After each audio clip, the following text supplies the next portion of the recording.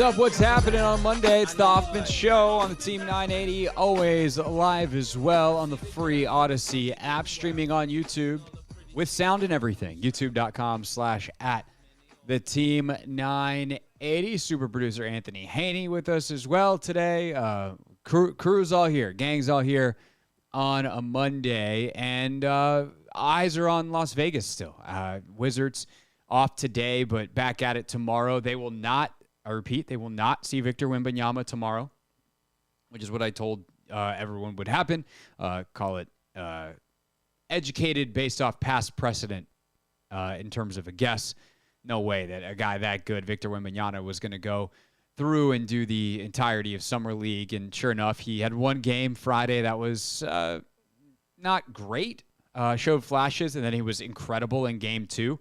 A little bit more back in shape. He had taken like a month off to do all the draft stuff and not been working out with the same consistency. And lo and behold, you get a couple practices in, get your sea legs back underneath you, and drop 27 and shoot 60% from the field, and that's enough for Pop and company. All good, thanks. Signed off. So Wembanyama this afternoon shut down for the Spurs for the rest of Summer League. But for the Wizards front, I think it's been a very interesting to watch how they've treated this Summer League, who's played, who hasn't, and how they've played. To start, I think it was smart to get Xavier Cooks a game. And I'm only going with Cooks first because he was shut down. You get Cooks a game, you get him out there. And there's this point where it's Quentin Jackson, Xavier Cooks, Patrick Baldwin, Bilal Coulibaly, and Johnny Davis. And I went, holy crap. This is on Friday's game, or Friday's game. I just go, or Saturday. So it was Saturday. And I go, holy crap. This lineup could play on the floor for the Wizards this year. I don't know how often that happens in Summer League, that a team's actual lineup is on the floor. Most teams don't have that many guys that are going to play real minutes for them. And it's very possible that lineup sees 0 minutes in the regular season, certainly 0 meaningful minutes, but it's also not impossible either. I tend to think that Jordan Poole or Kyle Kuzma will most certainly be on the floor at most times, one or the other, if not both. Daniel Gaffer, Denny Avdia, like, these are not your starters by any means. But if a game gets out of hand, or Wes Unseld has one of those moments where, you bench all the starters to send a message, like, that group could come in and play. And all of those guys could play actual minutes this year for Washington. But Cooks is a guy who's played some high-level basketball. He's the MVP of the Australian League last year. Comes over late in the season, is jet lagged the entire time before it finally ends. Getting him a game with some guys that he might be on the floor with, I think, is ultimately a good thing. But he is more experienced, so you shut him down. And once he's gone, it really is on, Davis is the guy who's out there with some experience to show what he is. And, I think people are starting to adjust their expectations of what Johnny is and what he isn't. He is a guy that, just being out there in Summer League, not someone who is an extraordinary offensive player, is getting you 15 to 18 points.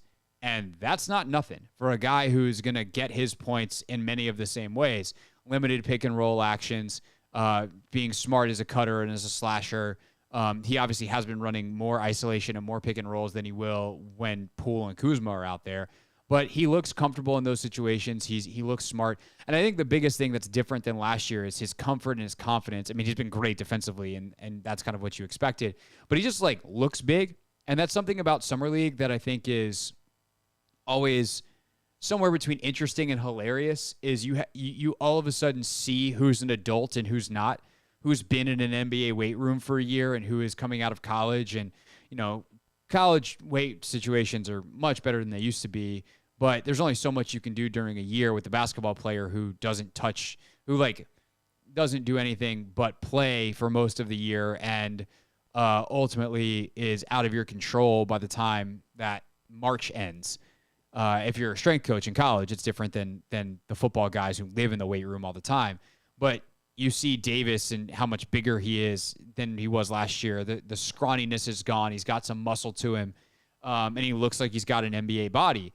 And you see also how that plays out with the strength and the size that he has defensively where he just cuts guys off cold. Like, he has the foot speed and the anticipation, but he also has the body to just be in the way, where he just flat out cuts a guy off, and you're like, whoa, that's cool.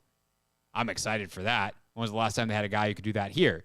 Because recently it's been Denny Avdia who's getting the assignments of the best opposing wing player. And if all of a sudden Davis gets those assignments and crushes them, and Avdia is on your second best wing guy, like, now you're looking at a team that might not be so poor defensively like I thought they were going to be going into the season, based off the fact that Jordan Poole was something less than a 0 defensively last year. He was so bad. God, he was awful defensively last year.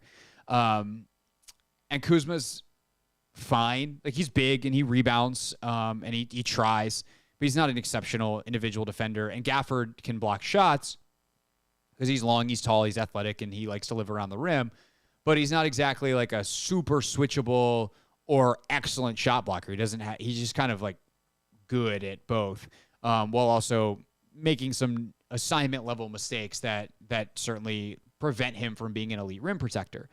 So all that round and round to say, like, if Johnny is going to be a starter because he's that good defensively and someone who can elevate and still score, let's say this year it's 14, but next year it's 18 points a game, like, that is someone that's worthy of a top 10 pick. And I think it's different than what we think, because we want a guy who's scoring 25 a game. But 18, if you're 18-5, like 18 points, 5 assists, and borderline all defensive team NBA, that's a successful draft pick. Like, the number of guys who bust out and who are 18-5 and mediocre defenders that are top 10 picks is a very long list. If he can genuinely be an elite level defender, or even just below that, like, great, fine. Did Tommy sell him as something else? Yeah, but I think that's what he's going to be. And what I saw late in the year last year and what I've seen so far in Summer League track all in the same rail, if you will, of this guy who's got a pretty elevated basketball IQ, who's calm, who's gaining confidence, and will continue to grow over the next couple of years and get better. We saw the growth in year 1 to 2 at Wisconsin. What does he do with year 1 to 2 in the NBA, but also things that he never got at Wisconsin, a year 2 to year 3 and a year 3 to year 4? That is the question I have for Johnny Davis.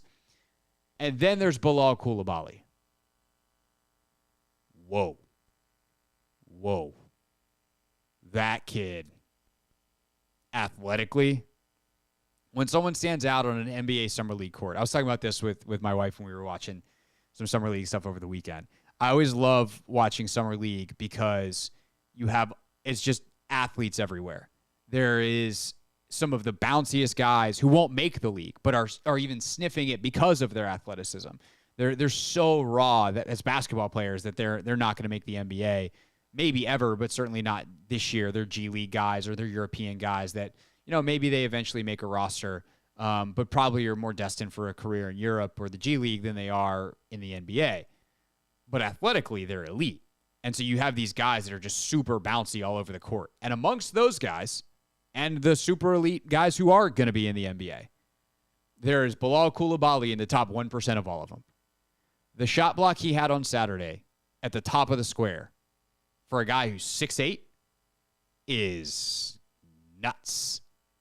That is the timing, the athleticism, and the ease with which he timed that thing up. You're just like, oh, you have instincts. You have feel. This is good. We like this.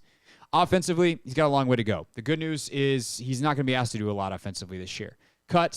Be active. Continue to work on your three-point shot, catch and shoot wise. Jordan's going to be the initiator. Kispert will have a lot of stuff run for him. Kyle will get his, as he should, and get the looks, whether it's isolations, pick and rolls, post-ups, etc. But Coulibaly, man, you see the flashes already. You see the defensive instincts. And if this team wants to be the best version of itself, it's going to involve Davis and Coulibaly on the defensive end, turning them from what I thought would be a very, very bad defensive team into one that is in the top half of the league, because both those guys are top flight. And if that's the case, this team's going to be better than I think people realize. I still think that it's hard to get like they've got a lot of one-way guys. They don't have a lot of two-way, like excellent two-way players. It's what you're hoping Davis can turn into. It's what you hope Koulibaly can turn into. And in a way, you're hoping Poole can turn into, right? He's got the offense down. How much better can he get defensively? But right now, it does feel like you're picking offense or defense, and the best teams don't have to. They just play both. But that's kind of, to me, where we are after a weekend of Wizards Summer League. And we'll obviously see when they take the floor again tomorrow night how they look for the rest. I will also say you will hear from Kuzma and Poole later in the show. And I would be remiss if I did not say that Rollins and Baldwin look like a lot more than afterthoughts in that Jordan Poole deal. And there is a chance that every single person that yapped at the Wizards for trading Bradley Beal for nothing, even though that was never true, are going to look extra mega dumb when they really traded him for Jordan Poole, Patrick Baldwin, a 6'10 guy who can shoot it and handle a little bit and seems to have a great maturity about him. And Rollins, who might be a bench player, and it obviously will depend on what Poole is, but and if any of the draft picks turn anything. But whew, that return looks better by the day. Of course, it's Summer League, so we don't want to get too excited about it. It's the Hoffman Show on the Team 980, always live as well on the free Odyssey app. Outside of Wembanyama this weekend, the biggest league-wide news was that the NBA finally announced its in-season tournament. And I have a minority opinion on it. I will tell you that opinion next on the Hoffman Show, Team 980, always live on the free Odyssey app and streaming live on YouTube.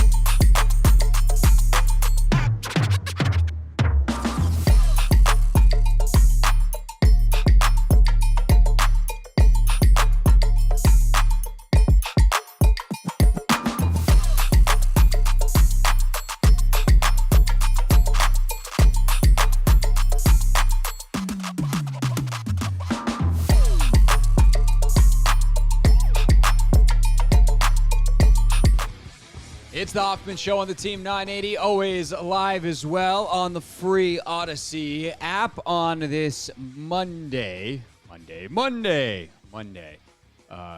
Haney, how you feeling on this Monday? I'm okay. I could be better. Someone has touched my headphones, so that's how I'm feeling. So you can't find them at all? No. So we can't really talk to each other? Nah, there are some headphones over here that are like broken, so I think I'll just plug those in. Wait, you can use mine, because for those that are listening on the radio and not watching on the stream, I'm at home. Mine are... Yeah, I do see yours. You shouldn't see mine. Mine should be in my locker. They are not. Okay, well then go grab them real quick. Okay. And then I'm going to have you put them back in my locker. Why are they not in my locker? Glad I asked that. Glad we uncovered this mystery. Because I have a home pair of headphones and then a radio station pair of headphones, because I'm the kind of person that will lose them if I try to carry them back and forth. So I'm just going to buy two, which is the logical thing. So now, yeah, those definitely look like mine. Maybe I just left them up there on Thursday. I think you did. Well, I'll have you put them back for me after the show. I got you. You know which number locker mine is? I don't. Okay, I'll text it to you. Thank you. So, how do you like the headphones? I like them better than the ones I use. Okay. We can get you a pair. I'll send you the Amazon link. Chris told me, because these are like monotone or mono. I don't know. It's like one like level as opposed to like having a bass and things of that nature. I don't know that that's true. I think Chris is talking out of some part of his body that's not his mouth. I don't know. But I don't know what he means. They sound different than my Beats headphones.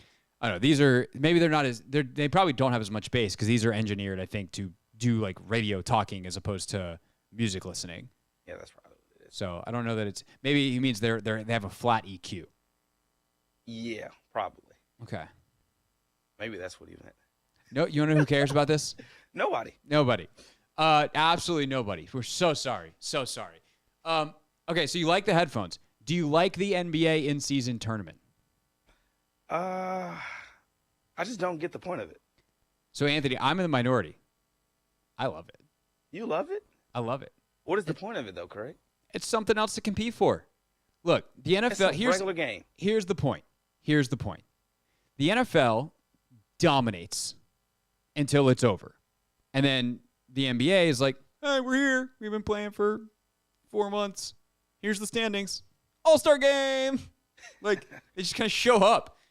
And so if the point is, to more directly answer your question, if the NBA were to find a way to become relevant in November, in December, that's great for the NBA. And so what do? If you missed the details over the weekend, they announced this in-season tournament. The games, like, it starts off with group play. So it's 6 total groups, 3 East, 3 West. The winner of each group advances to the tournament phase, as well as the next best team. So it's 1 wild card. In total, 8 teams, 4 from each conference, will advance. It is the actual regular season games. It's not additional games in the schedule, which was always my holdup. I was like, what are they going to do? Have a little mini tournament during All-Star weekend? Like, what are we doing? How does this work? But it's just the games that are already on the calendar. Reliably, there will be games on Tuesdays and Fridays on the schedule in November. And so those games will serve as group play. They also count in the regular season. So it's not like, say, the NWSL Challenge Cup, which is midweek games, and often it's a chance, which I actually do like. It's a chance for younger players to get some run in non-regular season. It's also part of the culture in soccer more to add midweek games. And, in England, and they have the FA Cup, and in Europe there's all the Champions League stuff. Like, this is actually very normal in other parts of the world, and sometimes it's designed for your non-starters to get some time and some extra competitive games. And then maybe if you make the final, you play your starters. But in this case, it's just regular season games. They just count in 2 sets of standings. So then in December, the one stage I don't get is the I guess, the quarterfinals, the round of 8, right? Or does everyone go straight to Vegas? Is there a round? Nah, so the final 4 teams go to Vegas. Right. And they'll play on December 7th. Right, the December semifinals 9th. and finals. So the quarterfinals is what I don't understand. Is that just a home game, I guess, it's an extra home game in the schedule for the higher seeded teams? So however that works, you have to find a window for one game. And then the finalists, the final 4 teams go to Vegas December 7th, I think, and then the final is 2 days later on December 9th.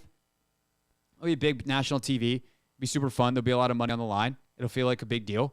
And it's a way that in the middle of December and for Tuesdays and Fridays in November for NBA games to become more relevant. Competition's fun. Competition's good. Like I'm in favor of this. Does that mean that it should override, like if a player's kind of working his way into shape in the regular season?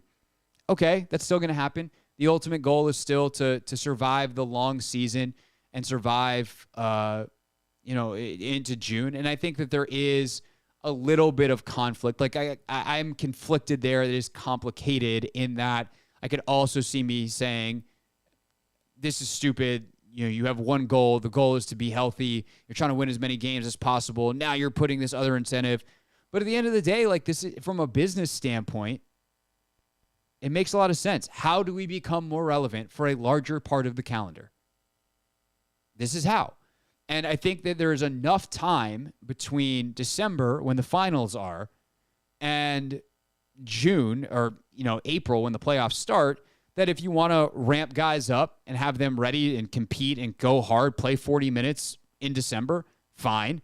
And you back off their minutes in January and give them a little bit of a rest. The All-Star break is obviously longer now, so you have a little bit more rest there. So are there always like human level complications on putting more load on guys? Yes.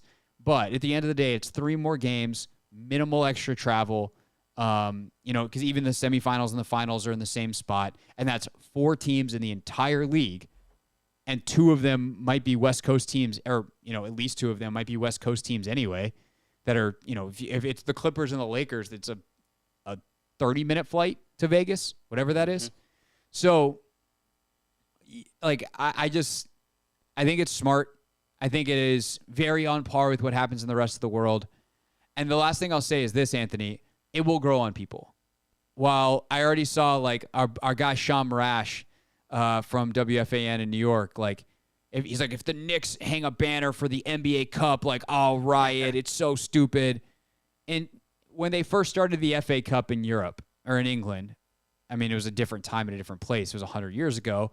But if there was was that the trophy, the one everyone wanted? Or was it this other trophy? Or, if they were to start playoffs in European soccer, teams probably wouldn't care as much, which sounds crazy, but like for 150 years, they've competed in the regular season, and the winner of the Shield is the champion. You play, almost 40 games, and whoever has the best record is the champion. And like, in a lot of ways, frankly, that makes more sense than the silliness that we do, but like, we've created this playoff system, and that's what we're used to.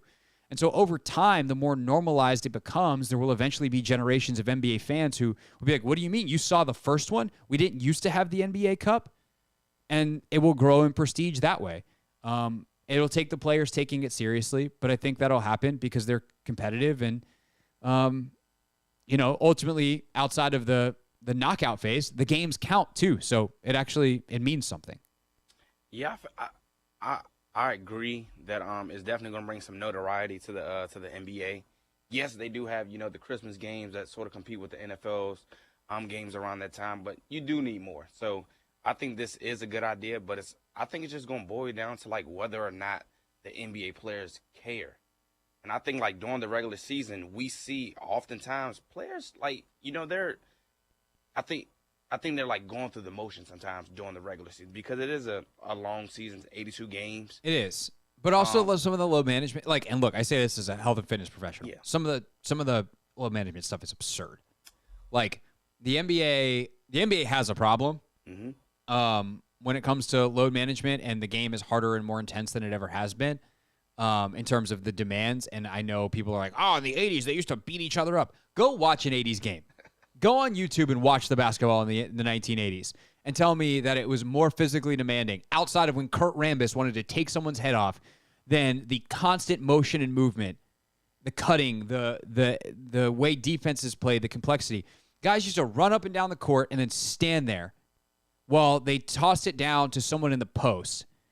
The post player would go to work. You couldn't barely double team because the illegal defense rules made it so hard to do anything but play one-on-one. Now you got guys, all these help schemes. Guys are running all over the place. Like, the idea of like a Stephen Curry running around, a million screens, that didn't exist in the 80s, the 70s. This is not how the game was played. The motion offense, like that wasn't a thing for most NBA teams in the 80s and even into the 90s. It was just back to the basket, dump it down. And it doesn't mean like in the 80s, for instance, obviously the Lakers and the Nuggets and some of these teams scored like 130 points a game. It was ridiculous. They were getting up and down the floor, but running in straight lines up and down is very different than what the physical demands on ligaments and stuff that you have now. Yeah. That said, listening to some vets talk about it, the lack of practice is the issue now. Is there's too many games, there's not enough practice, there's no way to condition your body and like manage that because you're just in game mode all the time. And then when you're not playing, you want to take the time off. It's just a different, I don't know. It's now over the clock because I went on this gigantic tangent about conditioning. But point is, I think actually playing more and taking it more seriously and having a little bit higher demand to be in shape earlier in the season might cut down on injuries than cause more of them, which is not, I think, why they're doing this. They're doing this because of money, but it might be a nice little side effect, something to watch for. We'll see. But surely someone will eventually get hurt in one of these other games and people will freak out and deal with it then. It's the Hoffman Show. We're on the Team 980, always live as well on the free Odyssey app. When we get back, a little bit turned towards the serious, the situation at Northwestern and why it's just so hard for some people to not defend abusers. That's next on the Team 980. You can listen to the Team 980 on your smart speaker. Just say play the Team 980. Hey, it's Brian.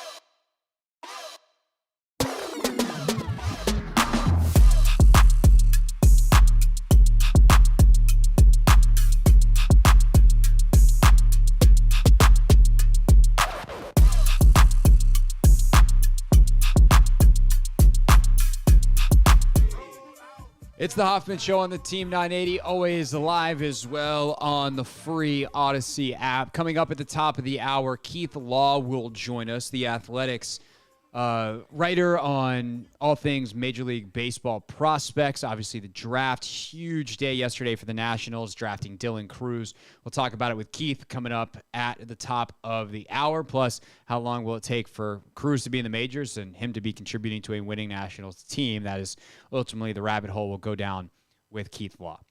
Right now, though, I would like to take a turn for the serious for just a moment and talk about what is happening at Northwestern. Started with student journalism, as things on colleges' campuses often do, and there are few finer journalism schools in America than Northwestern. It takes a lot for me, a Syracuse grad, to admit that, but they're certainly excellent and have produced a lot of excellent journalists over the years. And the students there dug into some things that they had heard, and there's been much confirmation by other reporters that are paid professionals on a lot of the work that they've done. The short version is there's been a long history of hazing at Northwestern. There has been situations where there was players, I guess, written up on a whiteboard and assigned certain things, and some of them involved simulated sexual acts. Like, it's bad. It's really, really bad. It's not, and while some people are like, oh, we all went through it back in the day, like, congrats. Congrats on the fact that you went through something barbaric. It was barbaric, and there's no place for it in sports. It's unnecessary. It doesn't do anything. It doesn't accomplish anything. If you want to have a freshman carry your bags, that's fine. The type of abuse and trauma that these players were put through is completely uncalled for, completely unnecessary, and frankly, very damaging to them as human beings, because at the end of the day, that's what athletes are. They're human beings. But in the aftermath, what happens in a lot of these situations is then people want to defend various people involved. Maybe not directly the perpetrator, but in this particular case, people are coming to the defense of Pat Fitzgerald. Fitzgerald, longtime head coach at Northwestern, by the accounts of many people around college football, someone that is pretty well liked, pretty well respected. I've always come away impressed in interviews, but that doesn't really mean anything. And I think that is actually the point, or one of a couple of points I would like to make, is people are complicated. And just because someone acts well to your face does not mean the bad thing that they did while not in front of your face is any less real, any less damaging, or that it overrides you or doesn't override your personal experience with them.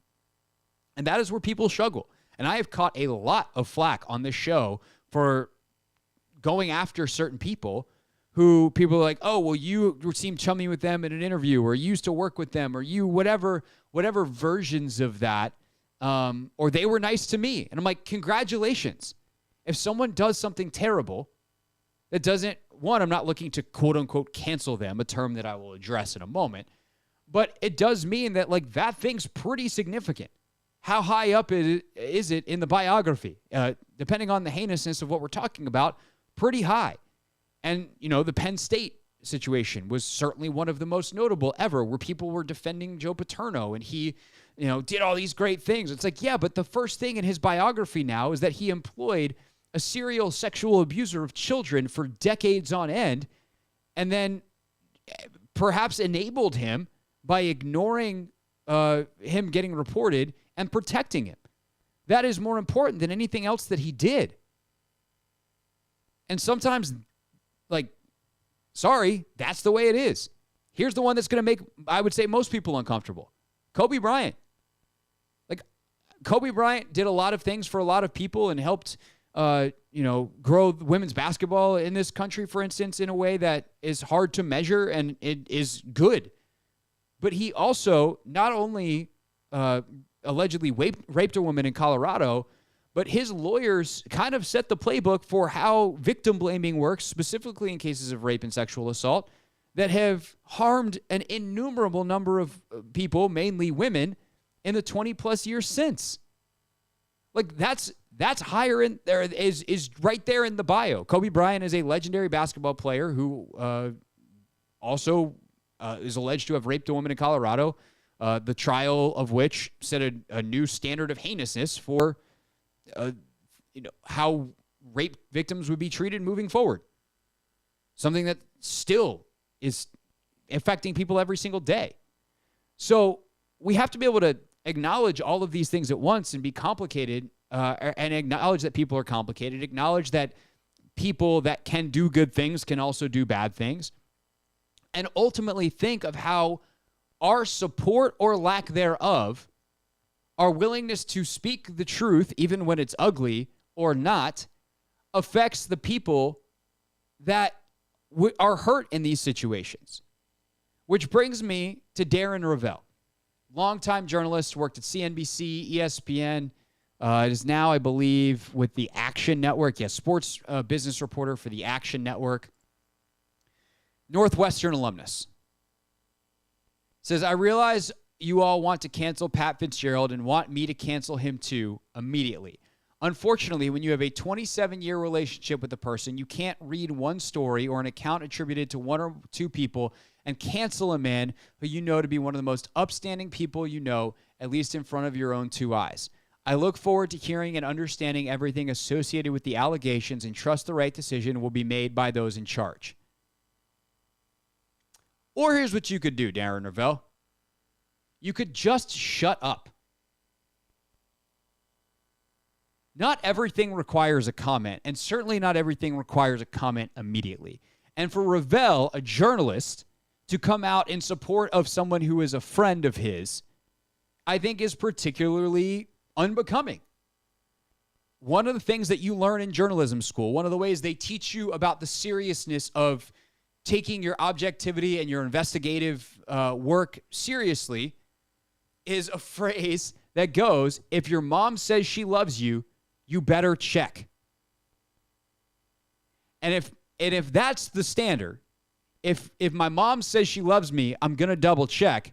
I sure as hell am not going to go to Twitter or any other social media site or any outlet anywhere and defend a football coach because he's been nice to me or because I've known him for a long time. If I say anything, it might be that I find the allegations inconsistent with the person I've known. It's incredibly disappointing, and this needs to be thoroughly investigated. That's the most supportive thing I would ever think of saying. Because it's attitudes like this from Rovell that exemplify why people don't speak up in the first place. And here's the bottom line, simple takeaway here. Quit being on the side of alleged abuse. It's not that hard. No one's asking you to say anything. And if they do, you should say something on the lines of, we should listen to people who speak up. It's not that hard. We should listen and we should investigate. And guess what?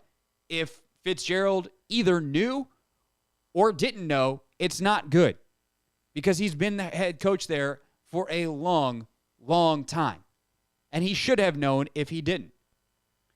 But if someone who you like or support is alleged of abuse or overseeing abuse, you just don't have to say anything. Because fostering an environment to empower people to speak up is way more important than whatever mealy-mouthed nonsense someone like Darren Rovell is speaking about someone they've known for a long time. So if you're not helping create that, here's my advice.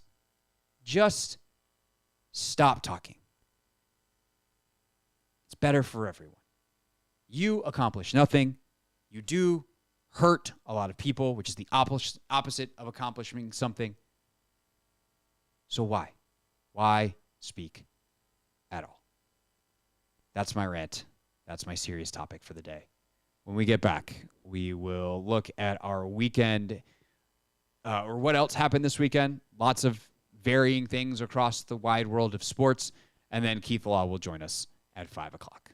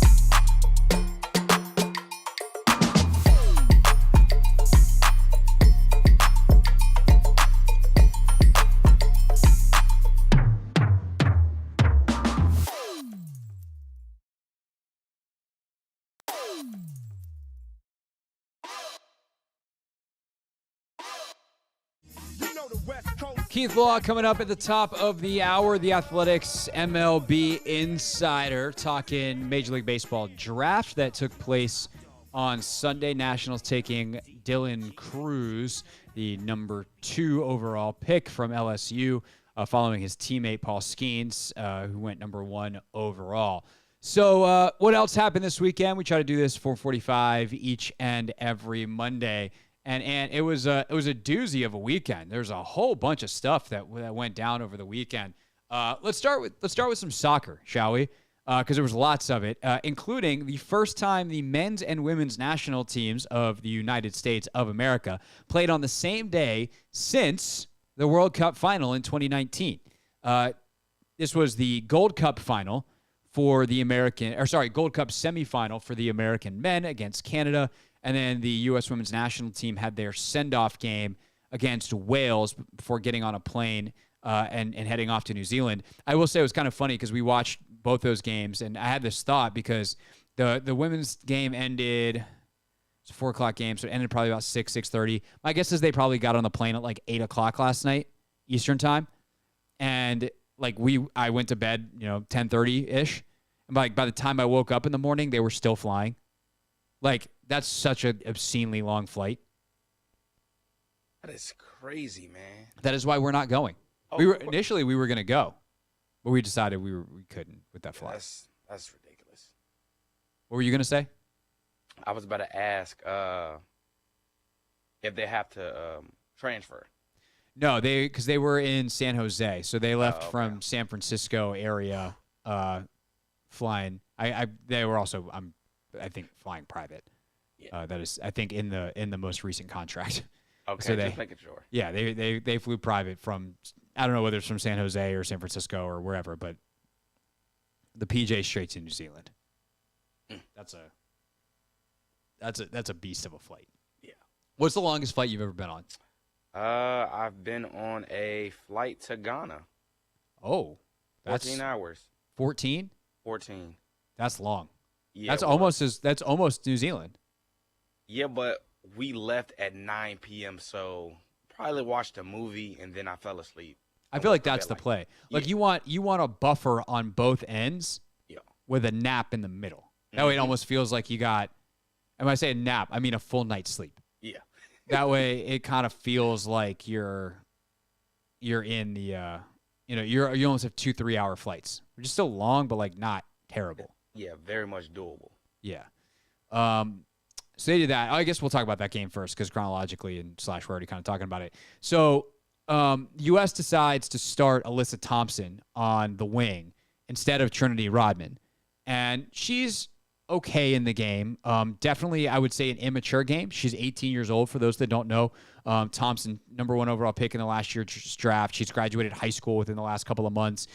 Incredible speed. And she makes the team in part because Mallory, formerly Pugh, now Swanson, had a nasty knee injury earlier in the year. So that spot opposite of Sophia Smith and outside of Alex Morgan on the U.S. front line going into this World Cup is open. And I was like, damn, I can't believe that Alyssa's starting over Trinity. Well, Trinity Rodman, of course, of the Washington Spirit, comes in the second half and scores 2 goals. Kind of rescues the U.S. And I feel like I would be surprised if she's not starting the first game of the World Cup. She's just a better player, which all due respect to Alyssa Thompson. She's awesome, and Trin's young. Trin's 20. Or no, she's 21 now. She's 21, so she's still a child. But, Alyssa Thompson's actually a child. She's going to be so good. But for right now, Trinity's the better player, and so I would anticipate her starting. I also anticipate for the Spirit, Ashley Sanchez starting. Rose Lavelle is, medically clear, but has not been on a soccer field in a long time. They held her out yesterday for precaution. So I think you're going to see 3 Spirit players start as long as Andy Sullivan keeps that defensive midfield spot. And I thought she was really good yesterday.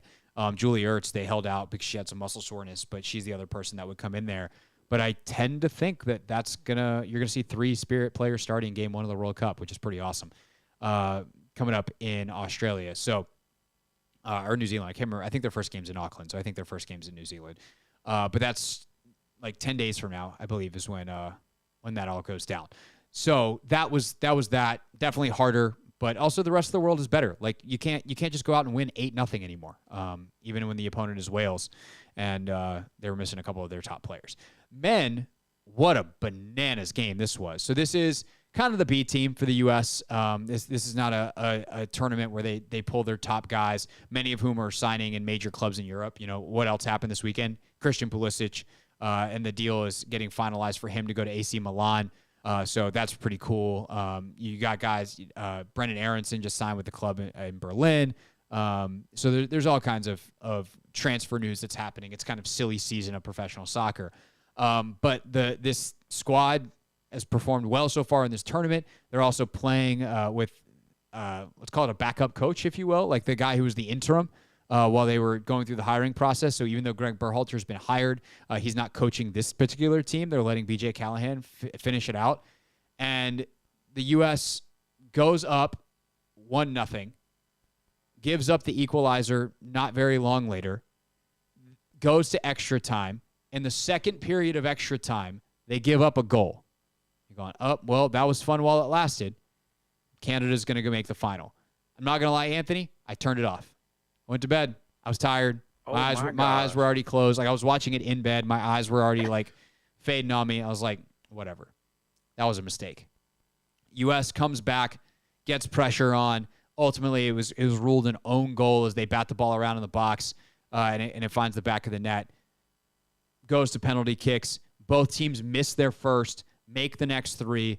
Then Matty Turner, who is like the A goalkeeper for the U.S. and is playing, stops Canada. Bang! There's your winner, and off we go to the final. That is Wednesday night. I believe it's 8:00 is the time. It's a Fox Sports 1 deal, and also the final might be on Fox. But at halftime of that game is expected to be the Messi announcement. Finally, it hasn't been ever official that he's coming to MLS, but that's going down on Wednesday as well. Other than that, Spirit drew out in San Diego. Formula One this weekend, Max Verstappen won. It was a great race at Silverstone, the British Grand Prix. Lewis Hamilton, 14th podium at his home race. And actually, 2 Brits. Lando Norris came in second, Hamilton in third, 2 Brits in the top 3, 3 Brits in the top 5 at their home race. So that was a pretty exciting one. There was an engine that flamed out that kind of let all the cars bunch up under a safety car and had some good old racing towards the end of that. Formula One now off for a couple of weeks, and then they're back at it, I think, in Belgium before the summer break. That's what else happened this weekend. Also, what else happened this weekend? The Major League Baseball draft. We'll talk about it with Keith Law from The Athletic next. Hey, I'm Craig Hoffman.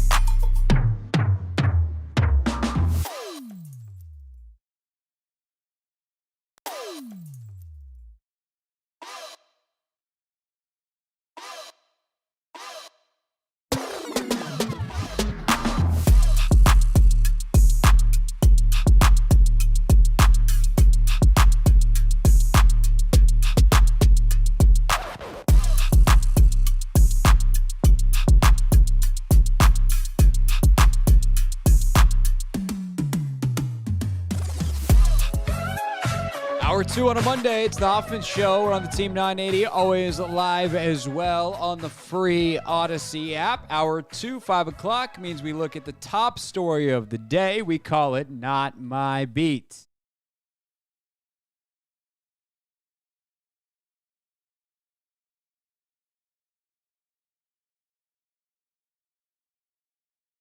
Today, it is our pleasure to welcome back to the show Keith Law, senior baseball writer for The Athletic. Keith, how are you, sir? I'm good, thanks. How are you? I am doing well. So the Nationals have the number 2 pick yesterday. They've obviously made a bunch more picks today as the draft continued. So maybe we'll get into some of the other ones. But this is one of the more hyped drafts I feel like in recent memory. The 2 LSU kids going at the top. They ultimately get Dylan Cruz at number 2. I would start off by asking you, though, if you had the number 1 pick, would you have taken Cruz or Paul Skeens, the pitcher, who obviously did ultimately go number 1 overall? I would have taken Cruz, and I actually had Paul Skeens 3rd on my prep list. I had Wyatt Langford of Florida, who went 4th, 2nd on my list.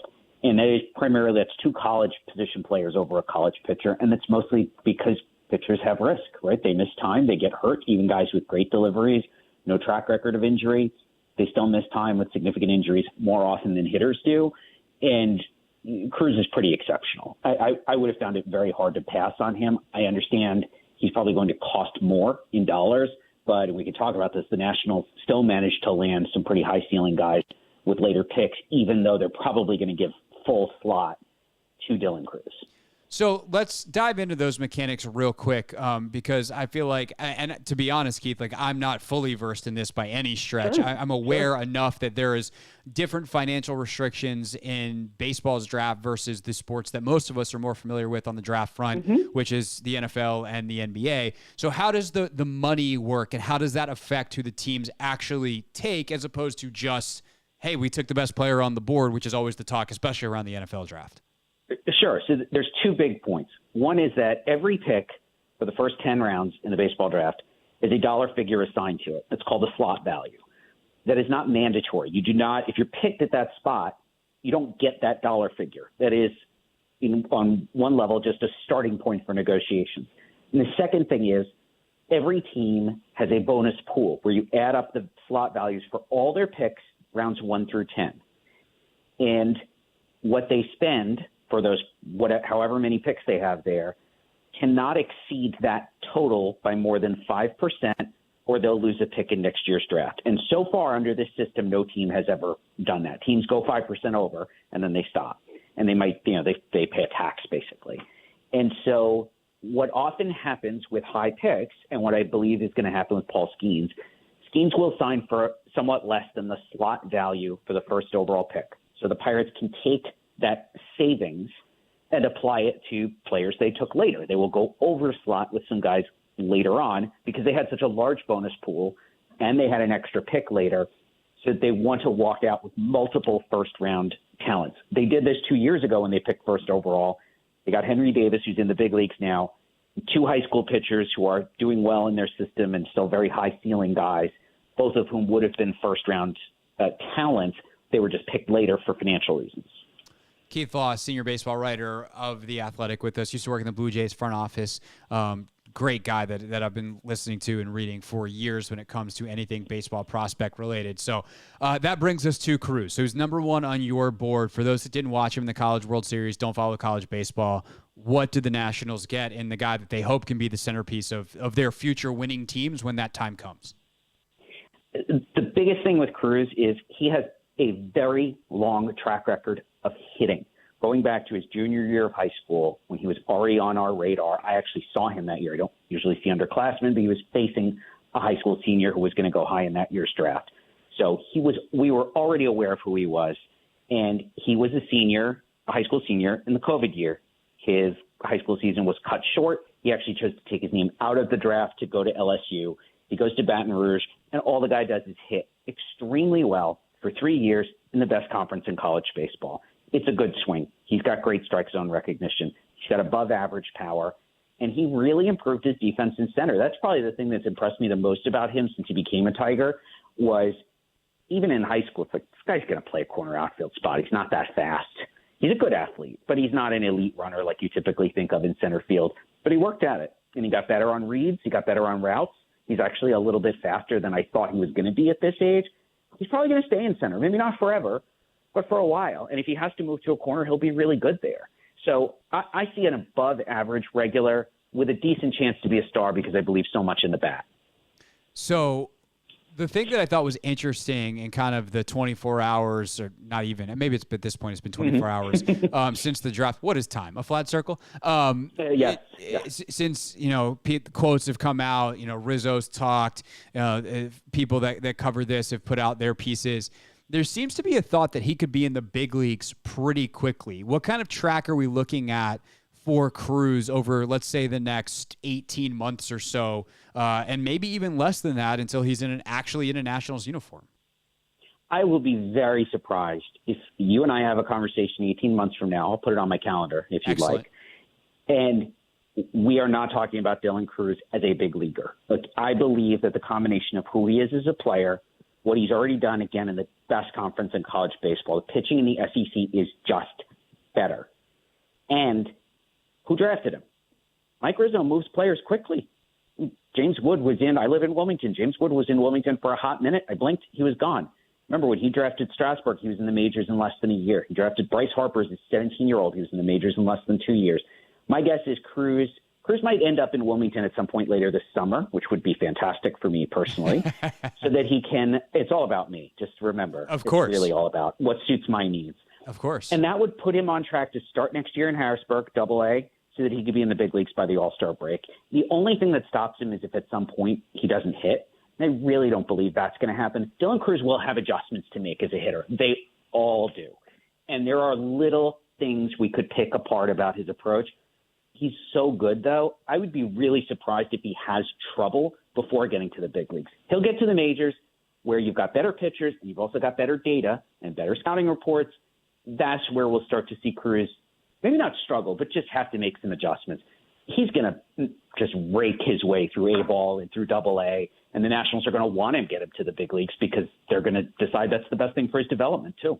All right, Keith, real quick, for the sake of my conscience, I'm going to take the 18-month thing off our calendar because the last time someone, I think, said, hey, we'll put it on the calendar for a very advanced far out was Tommy Shepard, who is now the former general manager of the Washington Wizards. He was on our first show and said, we'll do this every year as kind of a thing, and then he got fired. So I would like, for your sake, we'll call you again. There's a chance we'll talk in 18 months, but we don't schedule that far out because we don't want to jinx it. That's fair. I'll allow it. In the interest of, again, what's best for Keith Law, because that's what I care about. Very true. Okay. By the way, I think the last time we talked might have been last summer after the Soto trade. You just mentioned a couple of the names that were in that. How do you feel like those prospects that the Nationals got in return are progressing through the system? I think you should feel pretty good about how that trade's coming along. I know he's had some struggles with contact, but what he's doing on contact is tremendous. And boy, can that kid play center field. He does it really easy. I mean, for a guy his size, and he is big. Yeah, I saw some pictures at some of the All-Star stuff this weekend where he was there, and he towers over other players. Yes, there were 2 6'7" guys in the game, him and Spencer Jones of the Yankees. And actually, to me, it's night and day. James is a much better defender, a better athlete. Just he moves more easily, more gracefully. It is shocking to watch him play center field because he looks like he's not running that hard or that fast, and then he's under it. It is extremely impressive to watch. And I'll just mention C.J. Abrams. I feel like somebody just asked, I don't even remember where it was, but somebody asked me the other day how I felt about his progression. He's actually having an okay year. He's really young, and he's still kind of physically underdeveloped. He needs to continue to put muscle on, put weight on, so he can get stronger. I think that the underlying ingredients there, they're present for him to be an above-average regular, but he's got to get stronger. And I will say, I thought he would stay at shortstop. It's obviously not been good, and it may just be at some point they're just moving him to another position. But there's a lot of places he could play because he's so fast and generally just such a good athlete. I think he could move to second, he can move to center. Wherever he goes, he'll be able to provide some defensive value too. No, Keith, the longer I've been doing this, and this is across all sports, the more I've thought more about player development and less about scouting, and how often players get into any number of sports. And, we think of them as like, oh, they've succeeded or they failed because they were always going to succeed or fail, versus their situation actually being something to harvest the talent out of them. In baseball, it is perhaps more, I don't know, there's more options, I guess I'll put it that way, than in other sports, because you have the minor leagues, and being at the right level at the right time can help cultivate skill and allow a player to mature and progress at a different rate depending on where they are in the system. How has your thoughts on that evolved from your time as a front office member to how you view this from the outside as a media member now, and how, a player like Abrams, to use an example, is either better suited or is potentially being mismanaged, depending on whose opinion you're asking, by being at the big leagues in this point in his career? Yeah, it's a great question. The organization matters a ton. And, this has even come up just in the last 24 hours, talking about certain players getting drafted by certain organizations. And is this the right organization for that player type? Or sometimes we'll say, oh, I'm not surprised they took that guy. It's a type they've had a lot of success with before. Cleveland, the Guardians have done a great job taking mostly college pitchers who have good deliveries and can do some things, manipulate the baseball, maybe get good spin or have a really good changeup, but they don't throw that hard. Cleveland has shown that they can take those guys, increase velocity without any loss of command. That's a core competence, and that's something you lean into.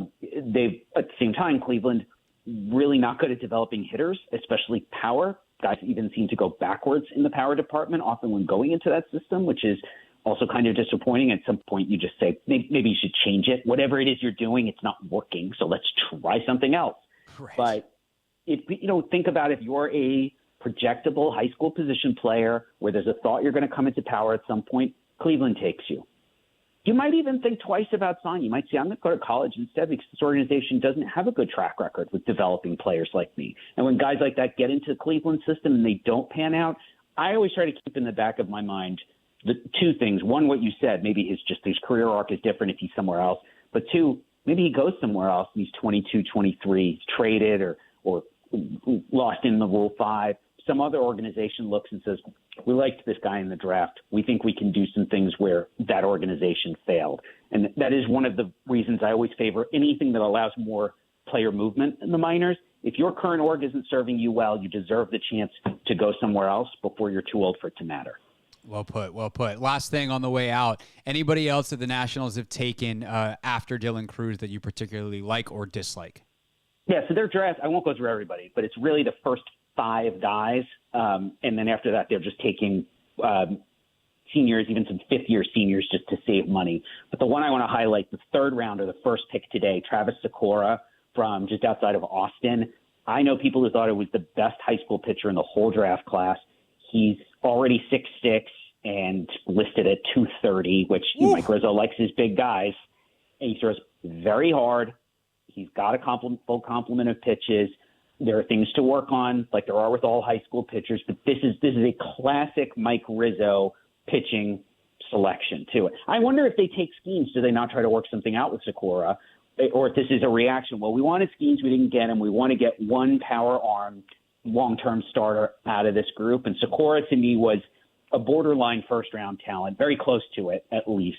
To get him with the third pick is great. He's going to be your over slot guy. They're saving money in round 6 through 10 to give Travis Sikora much more than the $1 million slot value for where he was actually selected. Got it. That is a name to watch. Keith Law, if you want any more coverage of Major League Baseball's draft, anything else that you want, minor league coverage all year long, Keith is your guy. Read him in The Athletic.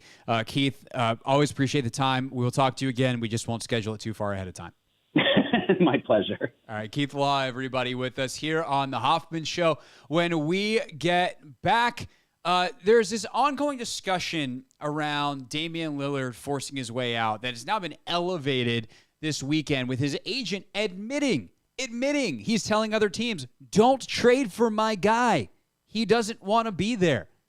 Is that so wrong? Is anybody wrong in this situation? Dissect it next on the Team 980 and streaming live on YouTube at the Team 980.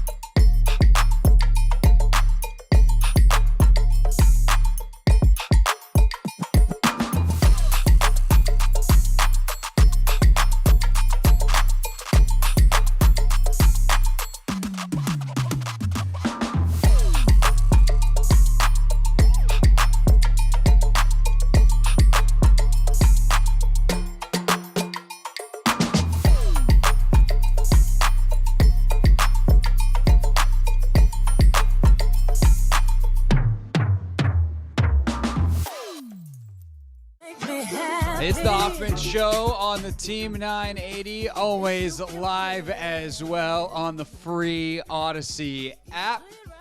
Hope you're having a fine Monday. If not, you're welcome. We just played Beyonce for you. It's just better now. Just, them's the facts of life. Anthony, we're less than a month away from Beyonce at FedEx Field. You are a lucky man. You're not going? I didn't luck up and get the tickets. I think one of my friends is selling a couple. They're pretty high up, but you get you in the building. Okay, we'll talk offline about those prices. Okay. Yeah. Yeah. If you know someone that knows someone, let me know.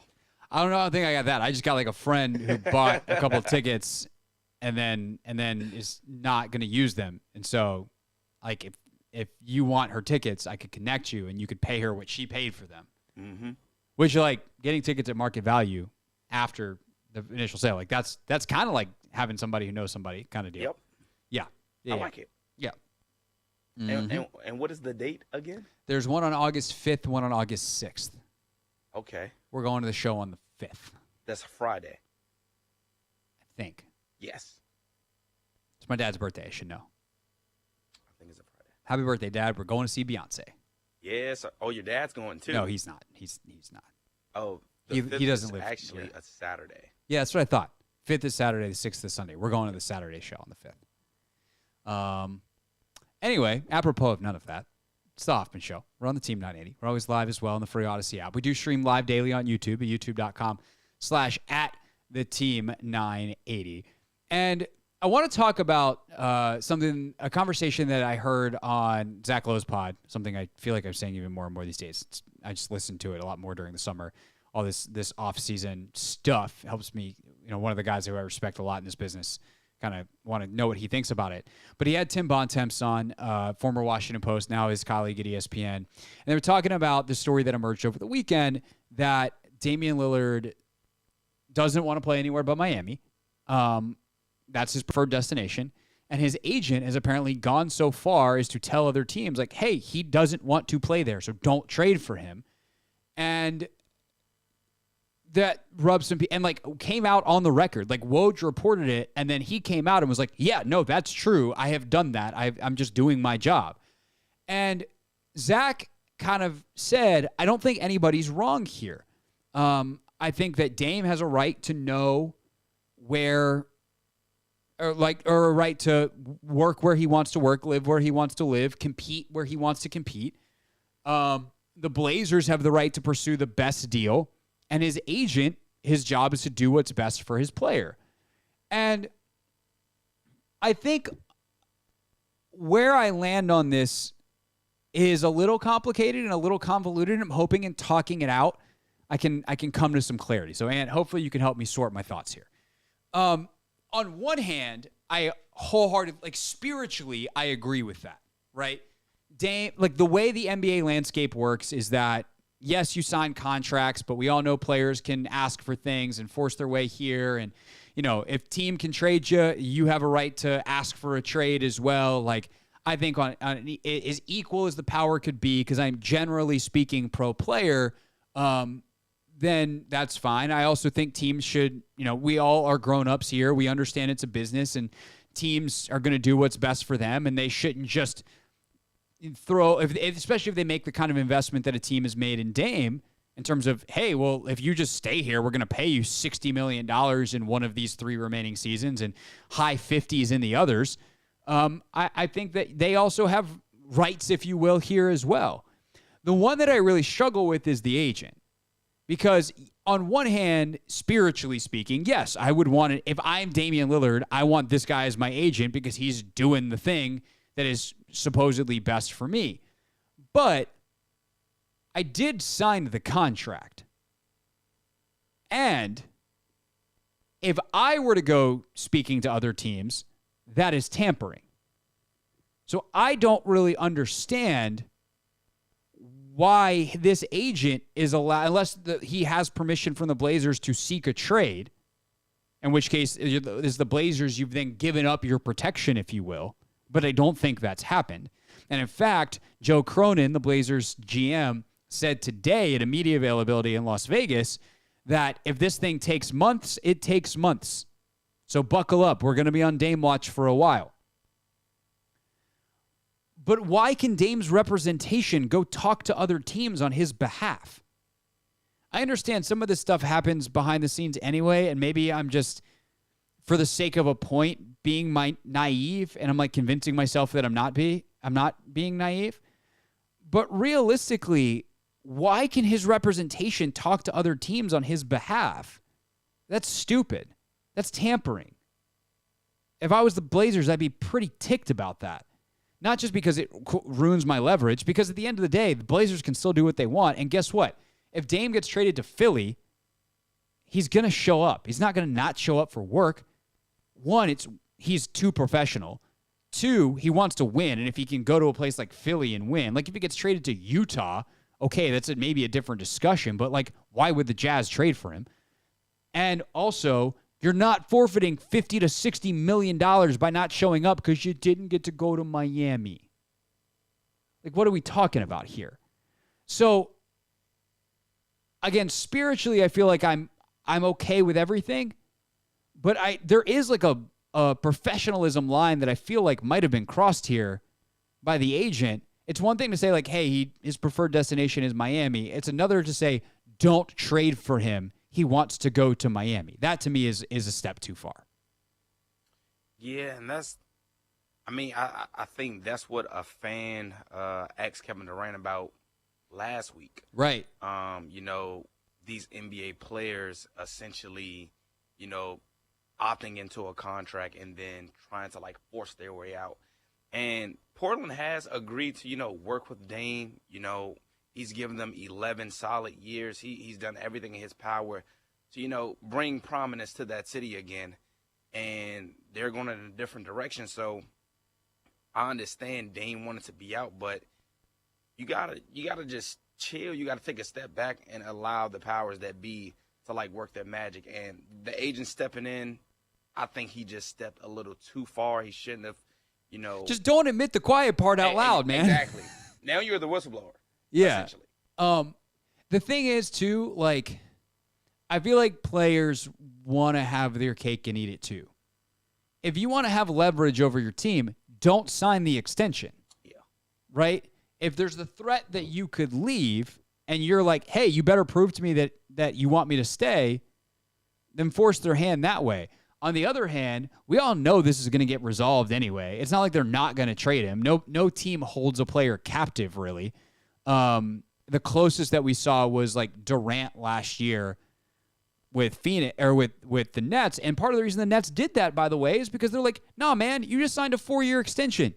Like, you just signed this. Yep. Like, we're not blowing it up. You committed to us. Give us a freaking chance. And then when Kyrie went sideways, they're like, okay, you wanted to go to Phoenix? We're at this point, we're ready. That's fine. But last summer they held firm because Phoenix didn't give them what they wanted. But most of the time, especially if you have a player, without a no trade clause, for instance, these things get resolved. And so the common thought for players is take the money and figure the rest out later. And I kind of get that too. It's just sign the contract extension, get what you can get, and know that eventually you'll probably be, if you're Dame Lillard or you're Durant, or frankly, even if you're Beal, you're going to get traded to a contender because that's the only teams that are trying to trade for good players. Bad teams aren't trying to trade for good players because they're not ready to win. And why would you spend that much money and give away your draft capital to acquire one? You're a good team trying to become a great team, and you just know it's going to work out in the end.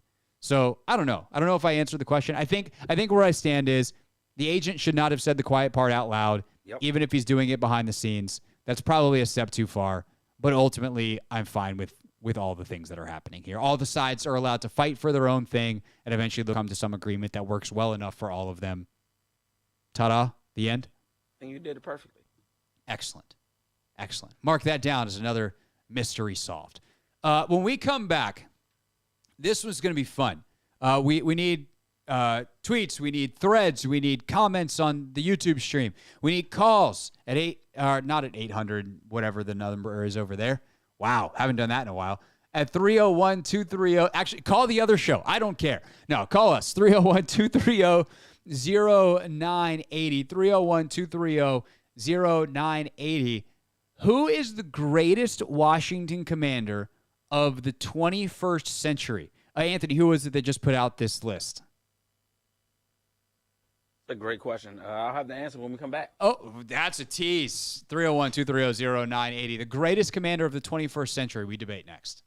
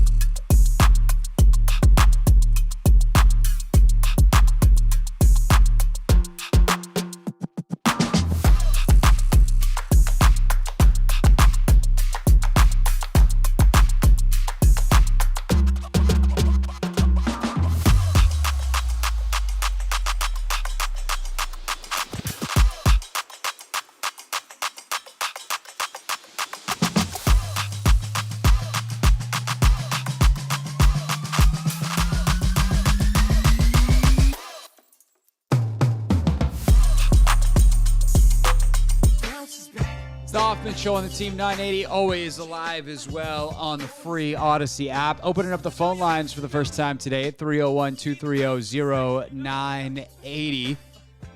He's Anthony Haney, producer of this fine radio program. And Haney, it's time to debate.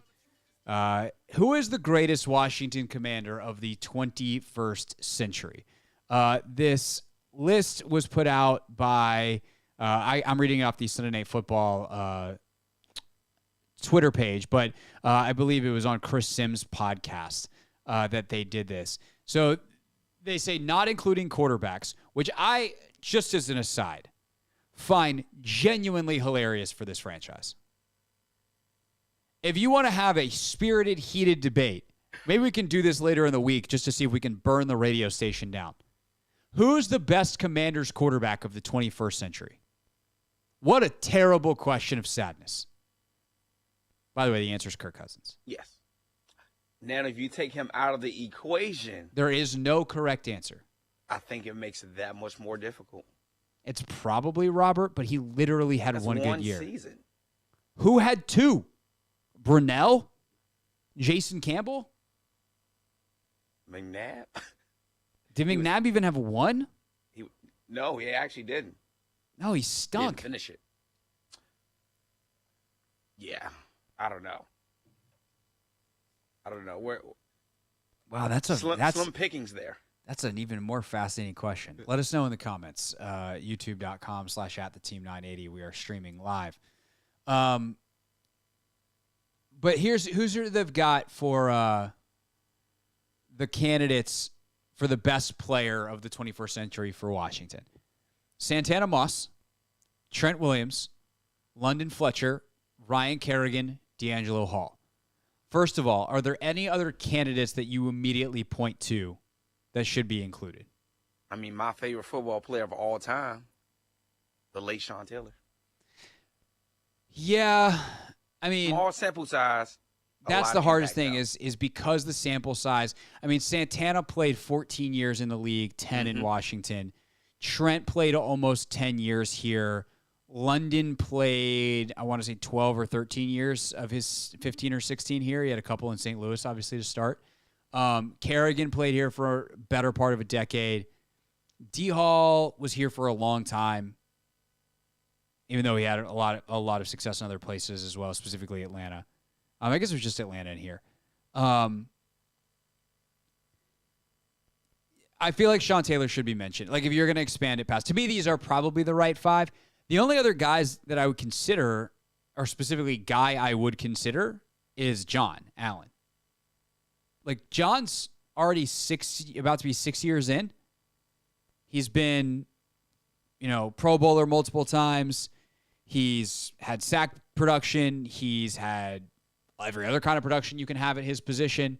It's not a glamour position. He is still active and still young and still going, but he's right up there with, like, certainly Kerrigan's level, probably with D. Hall's level. How many Pro Bowls did D. Hall make when he was in Washington? Love D'Angelo, but Pro Football Reference, I don't think he made that many Pro Bowls when he was here. I don't know. And Pro Bowls is not even sniffing all pro. He made 1. He made 2 when he was in Atlanta. He made 1 in 2010. That's it. And that's it. And again, like, he was good. I'm not trying to tell you that he wasn't. And he was reliable from 2009, basically, when his first full season here. He played 13 games. He played every single game in 2010, 2011, 2012, 2013, and obviously 2014 and on. It kind of falls apart for him. But is John Allen's career already better than what D'Angelo's was here? I mean, you can make the argument. I think I just did. I think you can make the argument. I mean, I think D'Angelo's best years were in Atlanta. He was good here. I think his best years were in Atlanta. John has made back-to-back Pro Bowls. He has had 8 sacks, 6 sack, 2 sack in 2020, but then 9 sacks, 7.5 sacks the last couple of years. It's real good.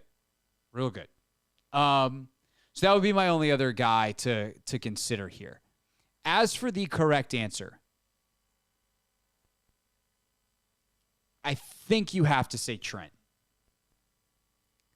I'm always aware of my biases with Trent. I loved covering him. And it's also hard to not look at him now when he's universally considered the best offensive lineman in the game at a time when, like, Lane Johnson also plays and some of these other incredible left tackles exist. But everyone's just like, yeah, it's Trent and then everyone else. He's a little bit Mahomesian in that way. He just does freakish stuff that nobody else does. He's multiple years running in San Francisco, the highest graded offensive lineman in PFF. And he was just as good back then. He did have some injury issues. He did not ever make first-team All-Pro while he was here. Not that anyone else on this list did either, because there is a long, long drought of first-team All-Pros in Washington. But I tend to think if you mix longevity, because Trent still had like 6, 7, maybe even 8 years that were excellent here, and like high-level excellence, I don't think anybody else can top Trent. Yeah, I would agree. I think London Fletcher also, he's just a guy that had to compete against the Luke Kuechly's, the B-Wags. Like, he had stiff competition at the linebacker position, but he was always durable, never missed a game. The leader of some good defenses. I would love to have seen him get a little bit more recognition while he was playing. I think that could have put him in the same ballpark as Trent, but he just doesn't have, the accolades to match up with Trent. So that's the crazy thing about London is he was awesome his entire career. From 2000, when he was still with St. Louis, through the end of his career, his final year in 2013, at 38 years old, had over 100 tackles. In 1, 2, 3, 4 of those seasons, he has 100 solo tackles. But it wasn't until 2009, which is his third year in Washington. I mean, that's the other thing with London. You almost forget the Buffalo years, right? He was in Buffalo from 2002 to 2006. He didn't get to Washington until 2007 when he's 32 years old. And he makes the Pro Bowl a couple of years later, makes 4 straight Pro Bowls in his age 34, 35, 36, and 37 seasons. Never misses a game. I think he's second behind Trent. The guy that I think is really fascinating is Kerrigan. So Kerrigan plays, let's see, it's 10 years in Washington. He never has fewer than 7.5 sacks the first 8 of them. 2019 and 2020, he moves to more of a rotational role, only has 5.5 sacks. He's hurt in 2019 as well for a lot of that year. He makes 4 Pro Bowls, but I also feel like some of those years later that, like, once you get to like 2017, 2018, he had built up a reputation and was still getting high sack numbers, but and this I only know from being there and not what I'm doing with some of these other guys where I'm just looking at the numbers. I know from being there that his play wasn't quite at that level. Still was savvy enough to get the sacks, but he also like would just abuse a bad tackle and have a 3-sack game. And you're like, well, that helps the numbers. But, he wasn't as stout as he was maybe earlier in his career against the run, or his recognition wasn't great all the time. So I just have a hard time putting Ryan. Like, I think he's on this list. I'm not trying to tell you Ryan Kerrigan's not an incredible or wasn't an incredible football player. I just think that, like, Ryan versus Trent is advantage Trent every single day. Trent's just on a different level, and that says everything about Trent, not anything bad about Ryan. There's no shame in not being as good at your job on the football field as Trent Williams is at his. He's just as good as I've ever seen anyone do it. Just a general question, but do you think – so I think Trent, he's probably he's a Hall of Fame player. Would you say anybody else on the list? London belongs in the Hall of Fame. London, yep. I believe London belongs in the Hall of Fame. I think Kerrigan is a borderline, like 100% Ring of Honor, will be a Hall of Fame quarterfinalist kind of guy. Yeah. I don't think he ultimately gets in. The greatest what if, and I have talked about this many times before, including to his face, the greatest what if is Santana. Yeah. I think Santana was talented enough to be a Hall of Famer. If Santana Moss had not played, and this is a real stat, with 14 different starting quarterbacks in 14 years, he would have, and also a guy that was 10 years too early. Oh my God. If Kyle had gotten a young Santana Moss instead of end of his career Santana Moss, could you imagine what young Santana could do in what Cooper Kupp is doing in LA? Are you kidding me? Talent-wise, Tana's right there. The problem is you only get one career. You play the career 20 times. You can do it all you want in your mind or in a simulation.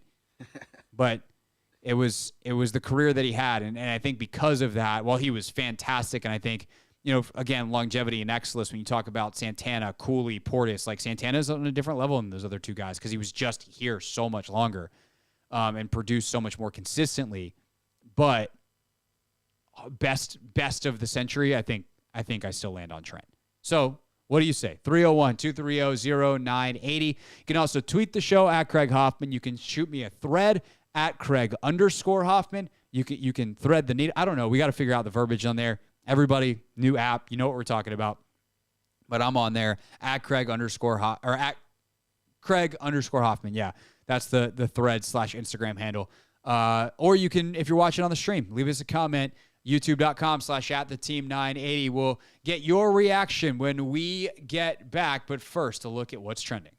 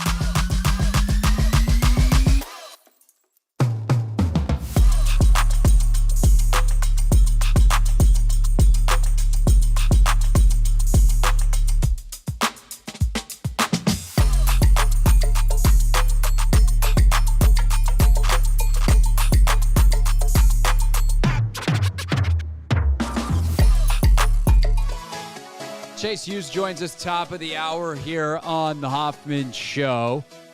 Joining us from Las Vegas, NBA Summer League continuing on. No Wemby tomorrow against the Wizards, but Bilal Coulibaly expected to continue playing, and we'll see how much longer they play Johnny Davis as well. That's a question we'll ask. Chase coming up. Actually, sorry, 6:15. First, though, you'll hear from Kyle Kuzma and Jordan Poole. That is coming up next as they spoke over the weekend for the first time since their trade and contract extension, respectively. At least I think of respectively. I might have said those backwards. I don't remember who I said first.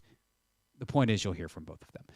All right, so Anthony, anybody call, by the way, in the break? I don't think we have any calls. So No, sir. Everyone's on summer break. Just the callers are on summer break. People that just like to listen, don't like to call in, show's for you. But Anthony and I were going back and forth in the break, and actually I think we've stumbled on something. This is a really fun exercise to do for a bunch of teams. So NFC East, you have Washington, Dallas, Philly, New York.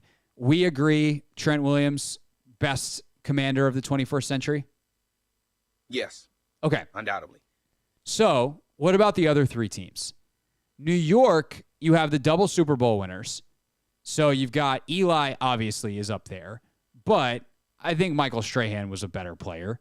And he was in New York his entire career, and he was awesome forever. Single season sack record, the whole deal.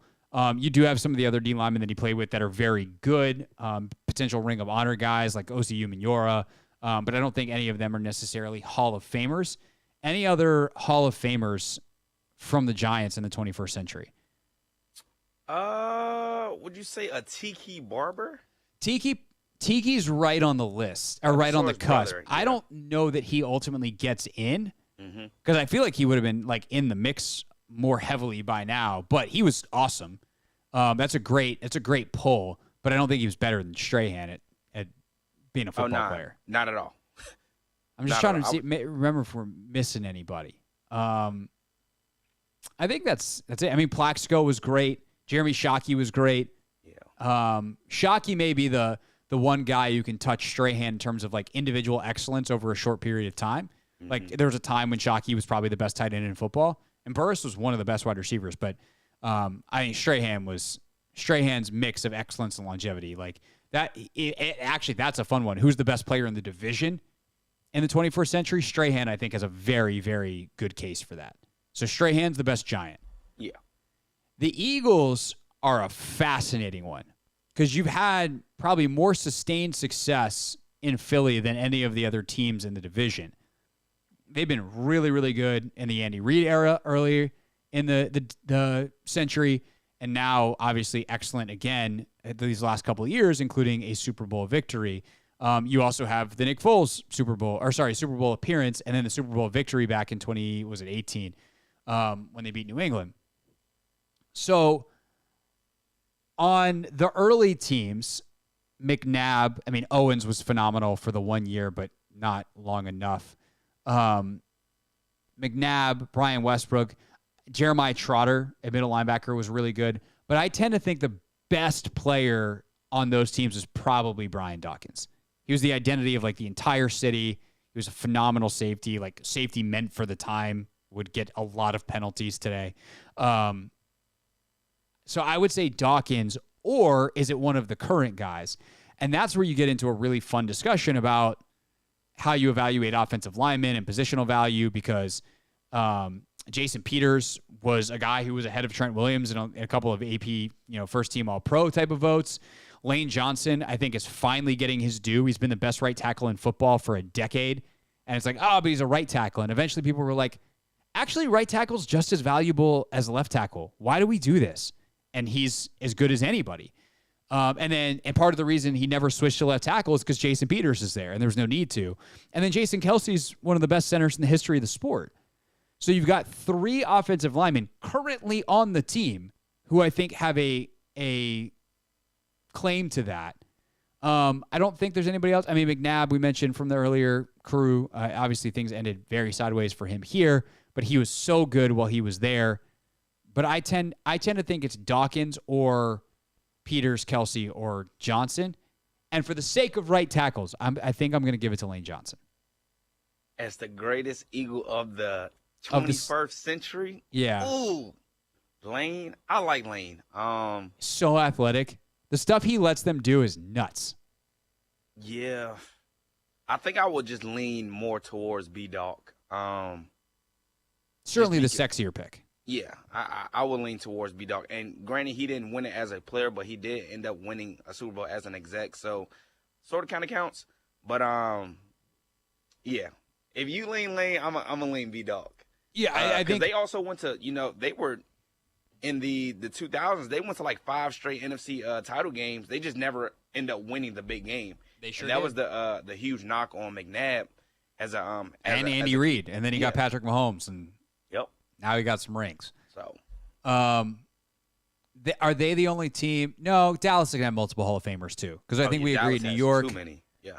New York probably has Strahan. Well, Eli is going to get in. Whether that's correct or not is a fun July sports topic. But then you got Dallas. Mm-hmm. I actually think this one's easy. Nah, maybe not easy, but I think DeMarcus Ware is the correct answer. Other guys to consider: Romo, certainly better than. I feel like Romo's reputation finally caught up, where it's like people are like, no, this guy's really good. He's just a really, really good quarterback. And then he retired. He got hurt, and Prescott took his job, and then he went to CBS. And then everyone loved him for a season, and now everyone hates him. So you got Romo from the quarterback category. He's the best one they've got. I mean, they've had a couple of running backs flash in the pan, Zeke, DeMarco Murray. Longevity's sake, Tyron Smith, incredible left tackle. Zach Martin, incredible right guard. Witten's going to the Hall of Fame as a tight end.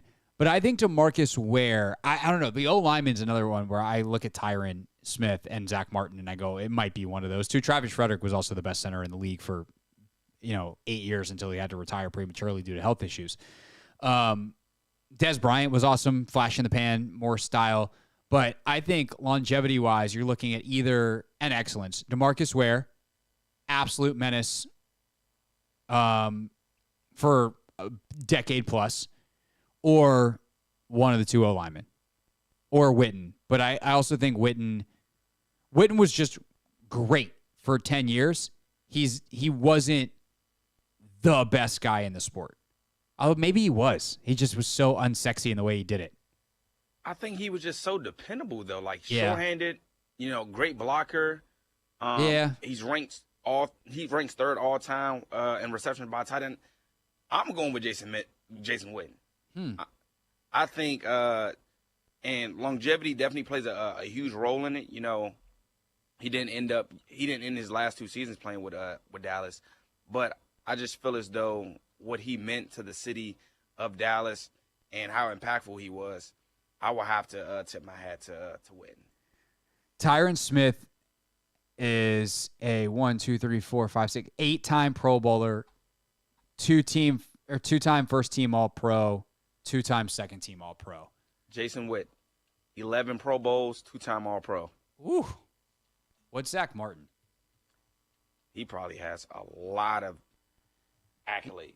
He's only been in the leagues 8 years. Yeah, Martin was the AP second in Rookie of the Year voting, first team All-Pro as a rookie, second team as second-year player, then alternated first team, second team, first team, missed time in 2020, and then was back to being a first-team All-Pro the last 2 years, and he's been a Pro Bowler every year but that 1 year that he missed.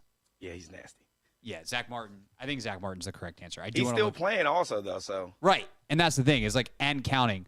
Where was fourth in Rookie of the Year, second team All-Pro, first team All-Pro, first team All-Pro, first team, second team, first team. Yeah, he was nasty. 9 Pro Bowls, 4 first team All-Pros.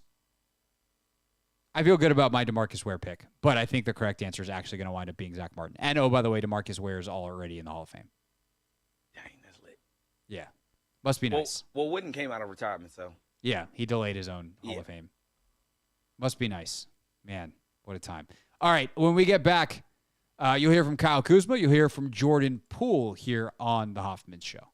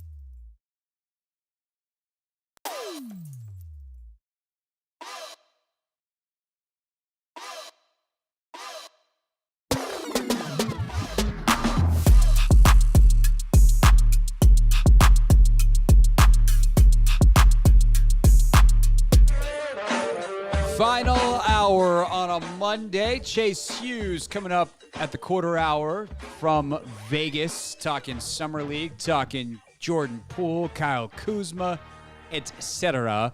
Our guy Ryan Clary is going to hop over after he's done producing Grant and Danny, host of the Locked On Nationals podcast, talk about what they did in the draft, also talk a little home run derby.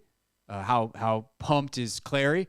We'll find out coming up here in a few minutes. Right now, though, promise to let you hear from Kyle Kuzma and Jordan Poole. So we're going to let you hear from Kyle Kuzma and Jordan Poole. Kuz comes out, signed a 4. It was initially reported as like 4 and for 105, 4 for 102, I think. Turns out it's 4 for 90 guaranteed. There's about $12 million in incentives that are considered unlikely. They're due to team success. Make of that what you will. I don't know how those things are termed. That's a salary cap term, not an analyst term. Maybe like if they win the NBA title, but it doesn't necessarily affect the salary cap, which is why that's worded that way. But 4 for 90. That's a very friendly team deal. Spotrac has it as an estimation right now, but they estimate that it will be a declining contract in terms of the yearly salary. 25 this year, 23, 19, and then 17, I believe, are the numbers. So, having finally officially re-signed with the Wizards, here was Kyle Kuzma in Vegas over the weekend. No, it feels great. It's it was a process going through free agency and whatnot, but for me, I'm very, very excited to get back to DC and really take advantage of the opportunity that I have and just to be in the city. Obviously, being in DC for the past 2 years, I really fell in love with the city, from multiple standpoints. But now that it's all signed, still delivered, it feels amazing. So, I always was struck that Kyle seemed to be a guy that enjoyed DC. Like, he enjoyed being a star here. It's a big enough city that you're on the radar, but it wasn't like he was outshone by Bradley Beal or Kristaps Porzingis. Like, he's a star. He's the guy that they put on the posters. He's the guy that they put on the graphics, and I think he enjoys that. I would certainly enjoy that as well. So that's not me saying like, he's just in it for the fame. Like, no, it's part of the thing. It's part of the gig, and that's currency to do things. And Kyle Kuzma has done things. He's helped, do a lot of not nonprofit work. He's also built a nice brand for himself for profit. The stuff he's doing with Puma is really, really cool. And so for a guy who likes fashion, likes being seen, likes being amongst powerful people, this is a great place for him. And good for him for realizing what's important to him and getting a place he wants to be on something that works for everybody. Also, he'll get to be a leader here, and that's not something he's going to get to do in a lot of other places. And maybe eventually he's like, okay, we did that, check the box. I would like to go somewhere that has a better chance of winning a championship. But for now, he gets to lead a young group of guys and be the kind of the main guy in terms of the combination of skill and leadership, because Poole is obviously younger, and this is his team. He's been here. And he was asked about that and whether that was a reason he wanted to come back. Yeah, that was a huge reason. For me, like everybody knows, I'm a very ambitious person. And I think that having this opportunity to lead this organization and, lead a bunch of young guys is something that, I believe that I can do and do at a high level. And, I'm just very excited to just build with Winger, build with Dawkins, Ted, Trav, Poole, Wes, everybody. So, it's great times. As for how his game is going to look with these younger group, this is what Kyle said about not just the evolution of his leadership, but of his game. Making others better, plain and simple, because we're not going to win the championship this year. We're going to be fighting. We're going to be building. Not a culture. We want to build an environment. And, I think that just my professionalism and how I carry myself and how much I want for myself to improve myself. I think that what comes that I can make others better and help guys improve and help build what Wingo, Will, Trav, Ted envision us to basketball. So. I am curious what that means in terms of statistical production. He's a guy that had a career high usage last year, is 27.9%. So that's a pretty high number for a guy that wasn't even technically a one option. Was kind of a part of a triumvirate, obviously. But how does his assist percentage look? You know, if he's got that high usage, can he go from a 16.5%, which translates in terms of the number of possessions, everything he had, minutes he played, to about 3.5, 3.7 assists per game.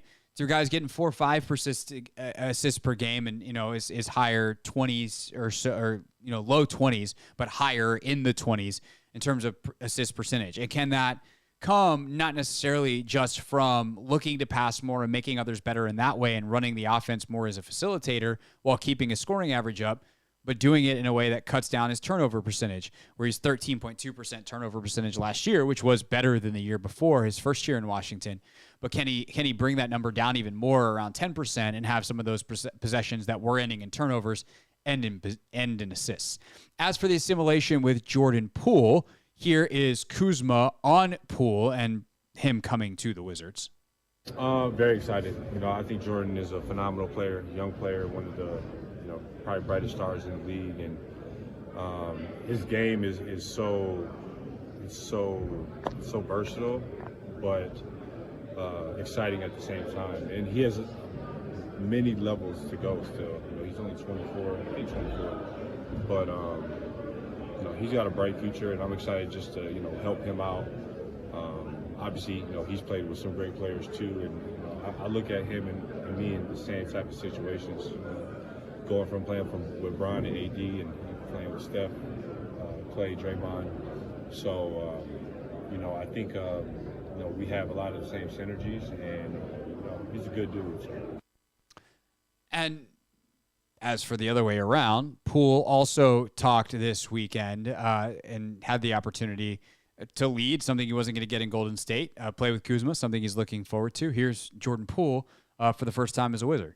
It's really cool to see Kuz flourish in DC, kind of opening up his game and becoming the player that he is, and being able to get the opportunity, open your game, play, lead a coach or lead a team, franchise and organization. It's a really good challenge, and I'm so glad Kuz is back to be able to have that duo.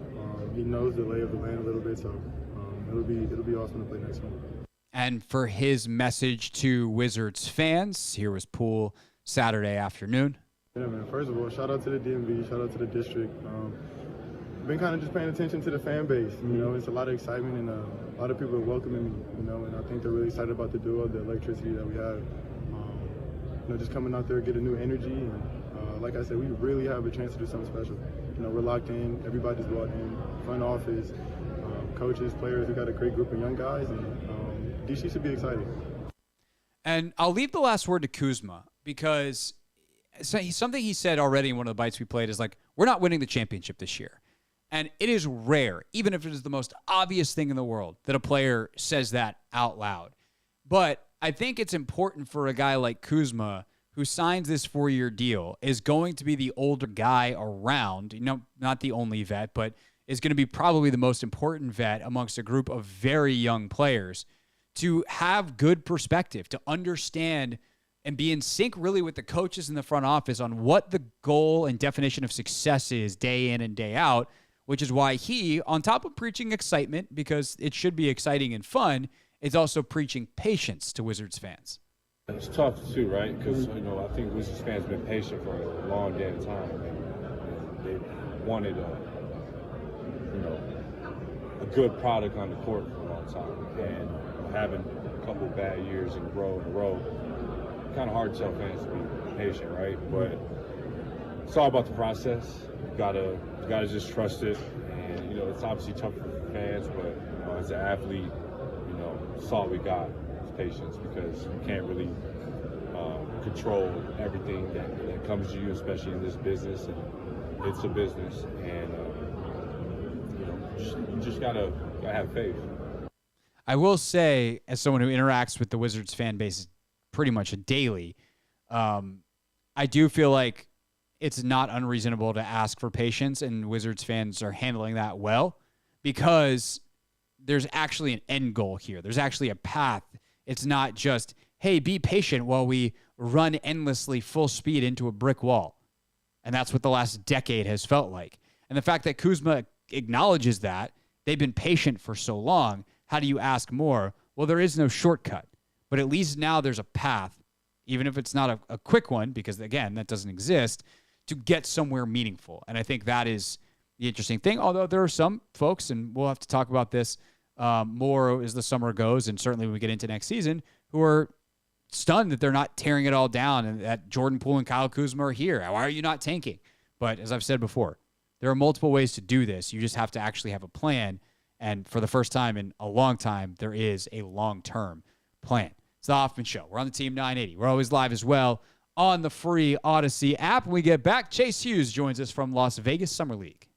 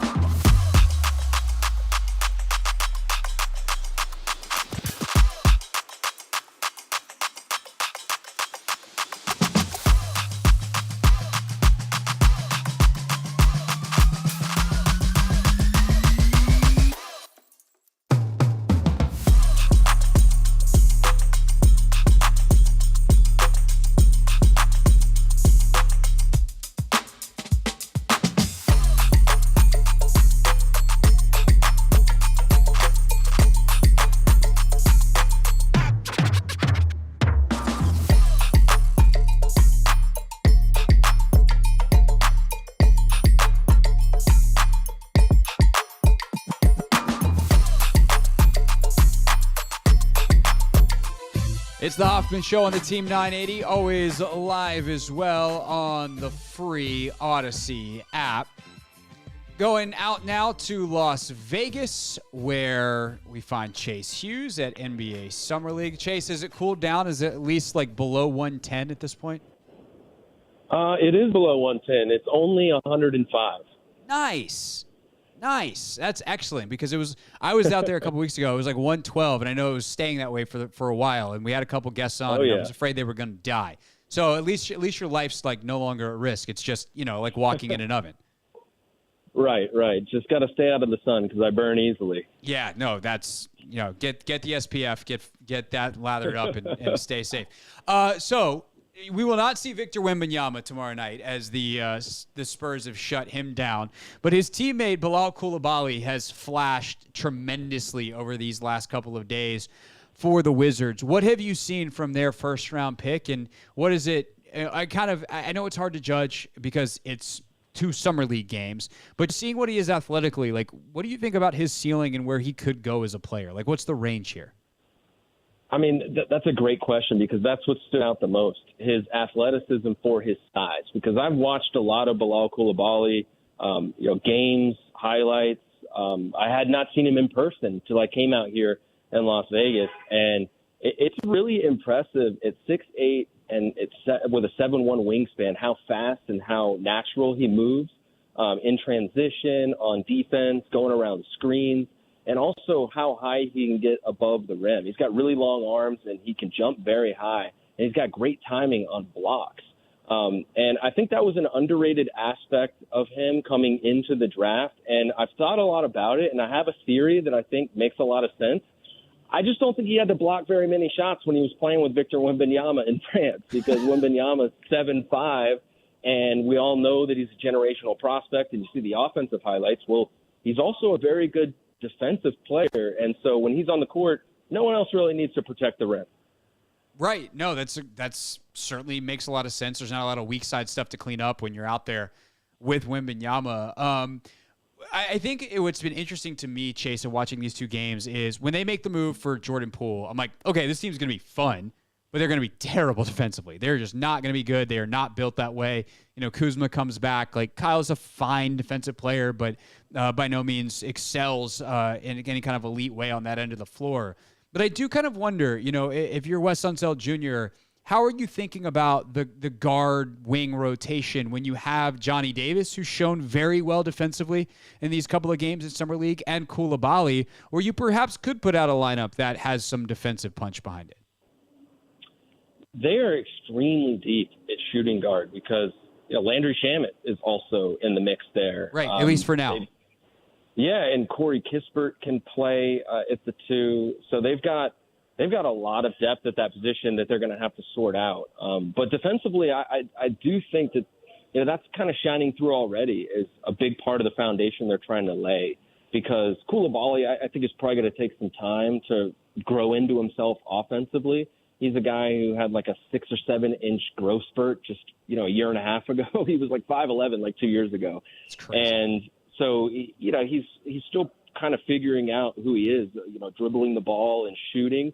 But defensively, he looks like he's going to make an impact right away. And especially with the wingspan, seeing him in person, going back to the athleticism, he's just got the perfect body type to go around screens because he's really tall, he's really skinny, and he's got really long arms. And he's just a very fluid mover on the basketball court. So you have him. You still have Daniel Gafford. Johnny Davis is showing a lot defensively. He's a physical, disruptive defender. You kind of don't. You can't count on the Wizards having a good defense or an above-average defense until we actually see it, because I think we've been proven wrong a couple times over the last few years, thinking like, oh, they might be a little bit better defensively, and then they aren't. But the potential seems to be there long-term, especially with Coulibaly in the mix. Definitely. Chase Hughes, NBC Sports Washington, Monumental Sports Network. When does that change over? September? September, that's right. Okay. Your bosses will be very happy with me. NBC Sports Washington, Monumental Sports Network with us here on the Hoffman Show. So what have you made of Davis? Defensively, he's been awesome in Summer League, but he should be. He's a second-year guy. He's been in NBA weight room, and that's kind of the side of the floor that he, even last year, saw some flashes on. But offensively, Summer League's so great because you can put more on guys than you would ever put on them in an NBA game without any of the risks of having consequences of an NBA game. So what have you made of Davis offensively? he's getting past the first line of defense a lot easier than he did last year. I was in Vegas last year. I saw him really struggle to get to his spots in the mid-range. He adjusted to the speed and length of NBA defenders, and it was a big adjustment for him coming from the Big Ten, which is much slower, much more structured. So now he's getting to his spots in the mid-range, and he's not shooting the greatest percentages, but he's making some pretty nice plays there.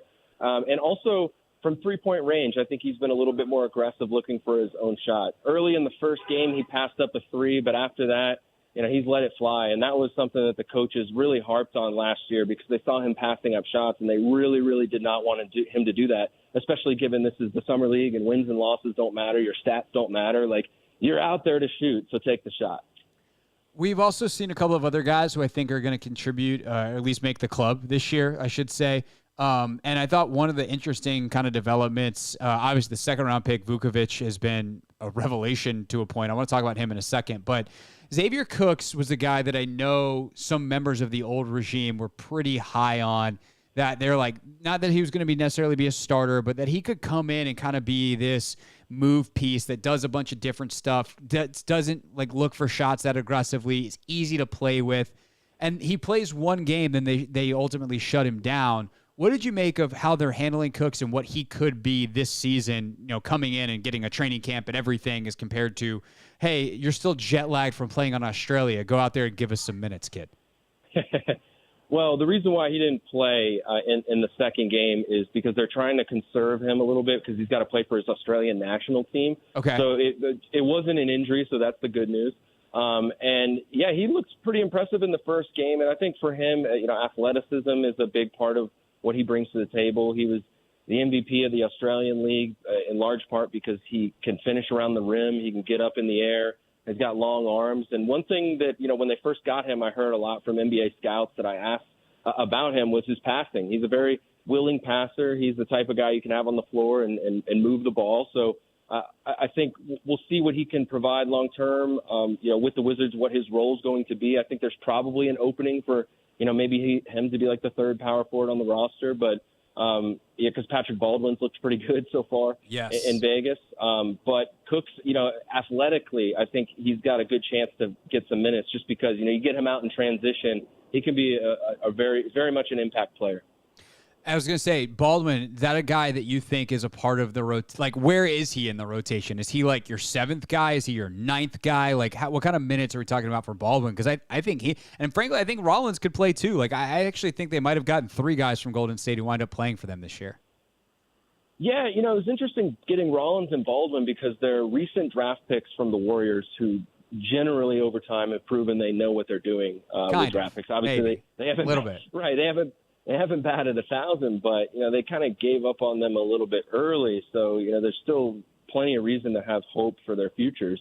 And the size and the athletic traits are really standing out so far because Rollins is a point guard. He's a big point guard. He must be 6'4", 6'5", and he said he's got a 6'10" wingspan. When he remarked about that last night, I kind of saw and looked at his arms, and indeed they're very, very long. He can.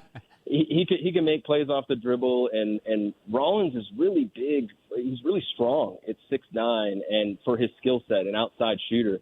Both of those guys have not been the most efficient players, even going back to their time in college. So I think that'll probably dictate, how much time they spend on the floor. But the stuff that you can't teach is definitely there, and they're so young.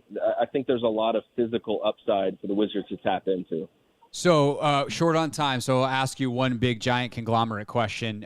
You guys out there in media spoke to Poole, Kuzma, and Dawkins over the weekend. What was the single most interesting thing said by one of those three men? I'd probably say Will Dawkins. He was asked by Ben Golliver of the Washington Post whether they're rebuilding, and Will Dawkins said they're reshaping. And I just thought that was interesting because him and Michael Winger, they had not put a label on it. And that's how they see it, which is probably a little bit different from, a full-on lean into a tank. So reshaping is what they're calling it, and so we'll have to go with that. I'm curious to unpack that with him now whenever I get the chance to sit down with him because It's like, well, I hope the shape is different than the sub 40 wins we've seen the last couple of years, but I do think these guys have made a bunch of smart moves, so we'll see. All right, Chase, great stuff as always, sir. Enjoy Vegas. Again, SPF is your friend. and I'll see you when you get back to D.C. Thanks, buddy. Try to stay hydrated. Thanks, man. Yeah, absolutely. Chase Hughes, everybody, NBC Sports Washington, with us here on the Team 980. When we get back, Ryan Clary, Locked On Nationals, hops in studio, talk a little home run derby, and what does he think the Nationals are getting in number 2 overall pick, Dylan Cruz.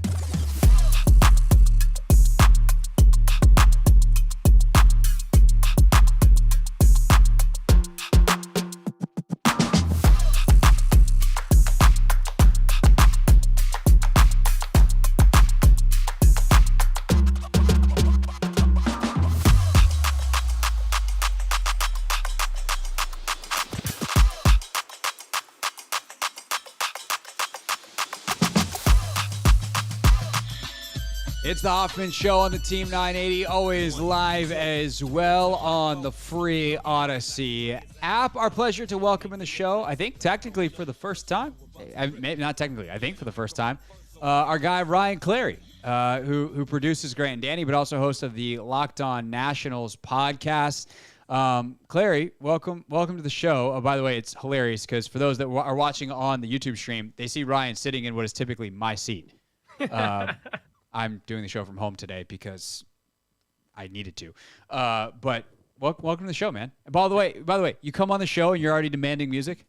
Oh, I never got that far. Anthony Haney, your fabulous producer, he asked me, what did you prefer? And I was like, just surprise me with some Dr. Dre. That's fair. No demands. Just Anthony is being nice and hospitable. We appreciate it. Very nice. So we want to talk a little about the home run derby tonight. But let's start with the Nats. They get Dylan Cruz. I'm going to ask you the same question I asked Keith Law earlier. If you had the number 1 pick, would you have taken Cruz or Skeens? I would have taken Dylan Cruz, and the reason why that is when you have someone who's going to be playing center field, who's going to be in your lineup every single day, he's going to affect your team over 150 games compared to about 30 games with Poole Skeens. Now, Poole Skeens, this guy could be a generational talent, and that's what a lot of scouts, a lot of people who do this for a living, that's what they're touting him to be. But I look at Dylan Cruz and what this guy does best. He is the safest, thing that you could have ever asked for entering this MLB draft. And I think with Mike Rizzo and what this organization needs right now, they need a safe prospect. They need someone who's going to enter this system and be a big difference maker with them going forward. So I think Mike Rizzo, he just simply had to make this move. And really, if they were picking number one and they had the decision between Paul Skeens and Dylan Cruz, I think they probably would have gone Paul Skeens just because of what he is and what Mike Rizzo truly believes in when he's going through all these prospects. But Dylan Cruz, if I was a GM, I'd be taking him 1-1 and I would never look back. Yeah, I know, like, it's a philosophical thing for so many guys, right? Like, Clinton was talking about this with us on Friday. He's like, I'll take the guy who plays every day. Mm-hmm. And, like, when you put it that way, it's like, hey, this guy's going to play 1 every 5. This guy's going to play 5 of every 5. You typically take the guy who's 5 of every 5. That said, you get to the playoffs and you see what, CC Sabathia used to do in the playoffs, where he's just a horse who goes every 3 days and can win you a playoff. If he starts game 1, game 4, and game 7, like, there's 3 of your 4 victories that you need in a 7-game series. So I get it. And I guess at that point, right, it comes down to how good you think Skeens is going to be. Yeah, that, and even then, it's like a lot of people were saying, well, this was the Nationals' best opportunity to get an ace. And I look back at the 2010s. Steven Strasburg was awesome. He was not our ace. That was Max Scherzer, someone that we signed in free agency. I know a lot of people are saying, well, the Lerner family, they aren't really spending.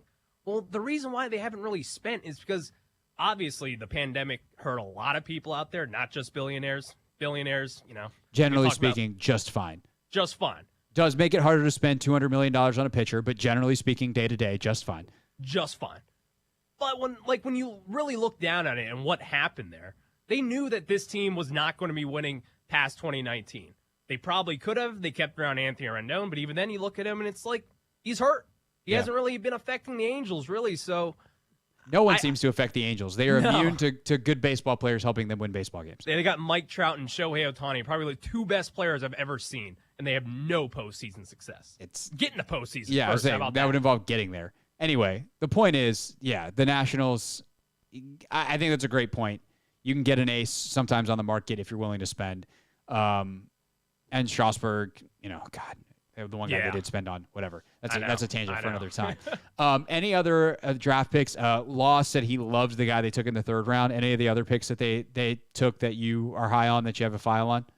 Yeah, Yo-Yo Morales, their 2nd-round pick. 3rd baseman of the University his of name's Miami. Yo-Yo.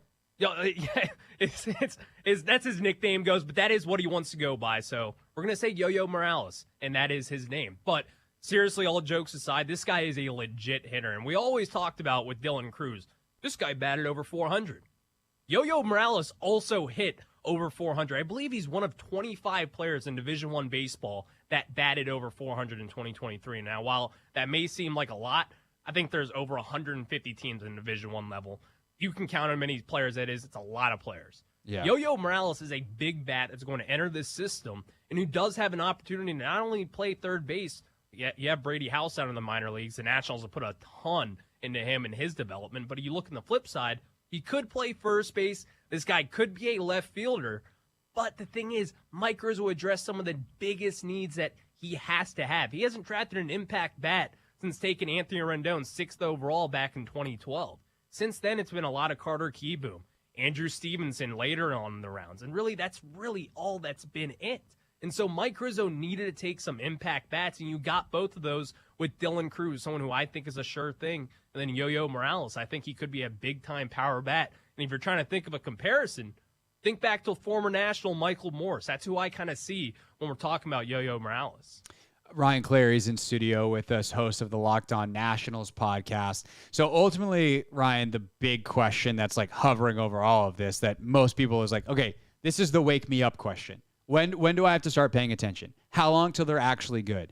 Cruz could be in the big leagues next year. Keith said he'd be stunned if he's not. Some of these other guys that have kind of been in development, the Brady Houses of the world, are kind of on that. You know, we'll see with James Woods if he can get to the majors by end of this year, next year, type of thing, whether it's coming out of camp or in the middle of the summer. When do you think that most of these young guys are in the lineup, and when does that translate to wins? And how different are those two dates? Well, I think they're a little different. So I think Dylan Cruz will be in the lineup come maybe even next July at the earliest, but even then it's probably closer to August. Who knows? There's injuries that could pile up as well. But James Wood is going to be in the lineup come this September in my mind. But to answer the winning question of this, when will all these guys be in the majors? When will they have their feet wet? I would say 2025 is when this team really has the best opportunity to make the playoffs next. I think next year they're going to be knocking on the door. I think they could be a few games back at like midway point through the season, but it also just depends on what they do this offseason. The Lerners, they got to spend money. That's the simple fact of this. While they haven't really put pieces around these younger prospects like C.J. Abrams, like Keibert Ruiz, Josiah Gray, Mackenzie Gore, all these young guys. I think if they were to really take that step up and really start spending in free agency, just like they did back in 2011, signing Jason Worth, 2015 signing Max Scherzer, then I think that's when you'll see the next step up. But as far as winning goes with these prospects, it's going to take some time. Brady House, still 19, 20 years old. Elijah Green, still 19 years old. Robert Hassel, still only 21 years old. James Wood is 20. I would say by 2025, I think that is when you start to see these kids getting into the postseason and making a run in October, hopefully. So that sounds like it's so far off, and then you realize it's 2 seasons from now. And you're like, when did that happen? Oh, my God. I'm old. Cool. So last question on this front, because you just sparked something that I think is interesting and like kind of a fun team-building discussion, right? When they signed Worth in 2011, everyone's like, too early. What are you guys doing? You're idiots. Why did you just sign Jason Worth? You're going to suck. And turns out that was an incredibly important signing to set the culture as these young guys came into the majors, to have a pro to look up to, and ultimately it sets the path for what should have been more than a 2019 World Series, but at least you got the 2019 World Series. I think based off talent, you say it should have been more because they were, top of the league multiple times. Of course. People get what I'm saying. Is this the offseason to sign the 2023 version of Jason Worth, or is it next offseason? When you bring that up, I do think it is. I think this offseason is a big one just because they really have not spent. Last year, this offseason, Jeimer Candelario, while he's been very good this season, you gave him a 1-year, $5 million contract. That was your second biggest signing behind Trevor Williams, who I think you gave $12 million to. This Nationals team, they got to go back into free agency and really sign someone that's going to make a difference. Because I think if you were to get someone in here early, whoever it may be, name that starting pitcher who's going to sign for over $100 million. That's who I think the Nationals should be going after this offseason. You mean Patrick Corbin shouldn't be the opening day starter next year? Yeah, let's not talk about that. I don't think so. I can't do another one of those. But I think this offseason is going to be a big one in that conversation just because you're going to have Dylan Cruz in the majors next year. You're going to have James Wood. Who knows? You could have a couple other big prospects as well. Maybe Brady House. He kicks the door open and really just starts knocking the ball out of the yard, and he could make a major league jump next season. So I think this would be the offseason to really kind of sign someone who you may not really expect, because not a lot of people are expecting the Nationals to be big spenders, but we've seen them do this before. So why not? Let's do it again. And I think this would be the perfect time heading into as you're going to have Dylan Cruz and James Wood and all these fun guys in the major leagues. The earlier, the better. And the Lerners are going to have to act this offseason to make that happen. Yeah. Remember, the Lerners, they could not buy. They could sell. Just, you keep that in young Ryan Clary. Keep Good that nugget. In the back of your mind. Scale of 1 to 10. How pumped are you for the World Series? Or not the World Series, the Home Run Derby tonight? 10. Really? It's my favorite thing in the world. Like, we talk about all the dunk contest used to be my favorite. I think it's kind of been watered down over the last few years, but the home run derby, man, it's still good every year. I find myself watching it, and I am people. I think the audience well knows I'm not a big baseball guy. I think I've done a good job with my questions to you and to Keith today, but I'm not watching a lot of Nationals baseball. I'm not watching a lot of baseball, period. But the home run derby, part of it is like, there's not a lot else going on. We do have some, I don't know if the W has any games tonight, but like there's still stuff, but there's not a lot of stuff. And it's kind of this week in the middle where everyone's taken off and you just have this free night and it's fun. There are no consequences. It's athletes doing spectacular stuff. It's super laid back. Like, I just think it's kind of like the perfect fun summer exhibition. If it was taking place in November, it wouldn't feel right. It is a perfect, like, they always call the All-Star Game the Midsummer Classic. It just has that light, like, picnicky feel to it, and I think that's perfect. Absolutely. And to go back to really the home run derby of this, Major League Baseball does this so well. They attract the superstars to play. Like tonight, you got Mookie Betts, Adley Rutschman. You got Vladimir Guerrero Jr., Julio Rodriguez, Pete Alonso, who seems to win this tournament every damn year. I'm so tired of him. But they get the stars out. Luis Robert Jr., another young guy, and another someone who's has a very promising future. Randy Arozarena, someone who's for the Tampa Bay Rays. Not a lot of people may know him, but the guy's a stud, and he's a very good player. So I think they have 8 really good contestants, just really like they do every year. They're going to put on a show. It's not in Coors Field, so you're probably not going to see any 520-foot home runs, but you never say never. They got a clock on it too, right? Yes, they do. That's the thing where like the NBA got real sideways was you had dunk contests that just took forever because guys just missed so much. And now it's like, oh, okay, wait, it's over in a timely fashion.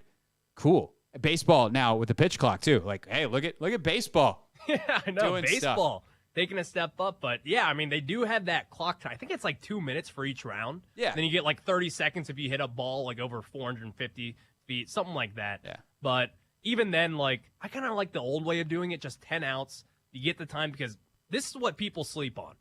It is exhausting, these home run derbies. But it's also like you don't want guys to get hurt where like they get tired, they hit 24 home runs and they pull an intercostal muscle and you're like, oh, cool, now you're out for August.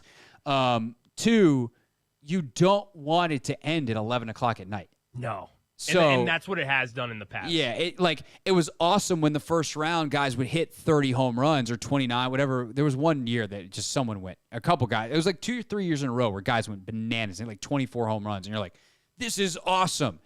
And nobody remembered the final because it was like, okay, we get it. And like that's why I think the clock element is nice because it moves it along, but still allows for the spectacular. All right, you, sir, have worked enough today. Thank you. If you want more on the Nats draft, I know you got a fresh episode of Locked on Nats, so everyone can go check that out there. Ryan Clary, boys and girls, thank you, sir. Thank you, sir. And also thank you for giving me that job, Locked on Nationals. You're welcome. I did that literally just for you. I was like, hey, there's this kid. You should take pity on him. No. He's highly qualified. Locked on Nationals, everybody. Ryan Clary. All right. When we get back, real things, real people said into real microphones first to look at what's trending. Here's what's trending on the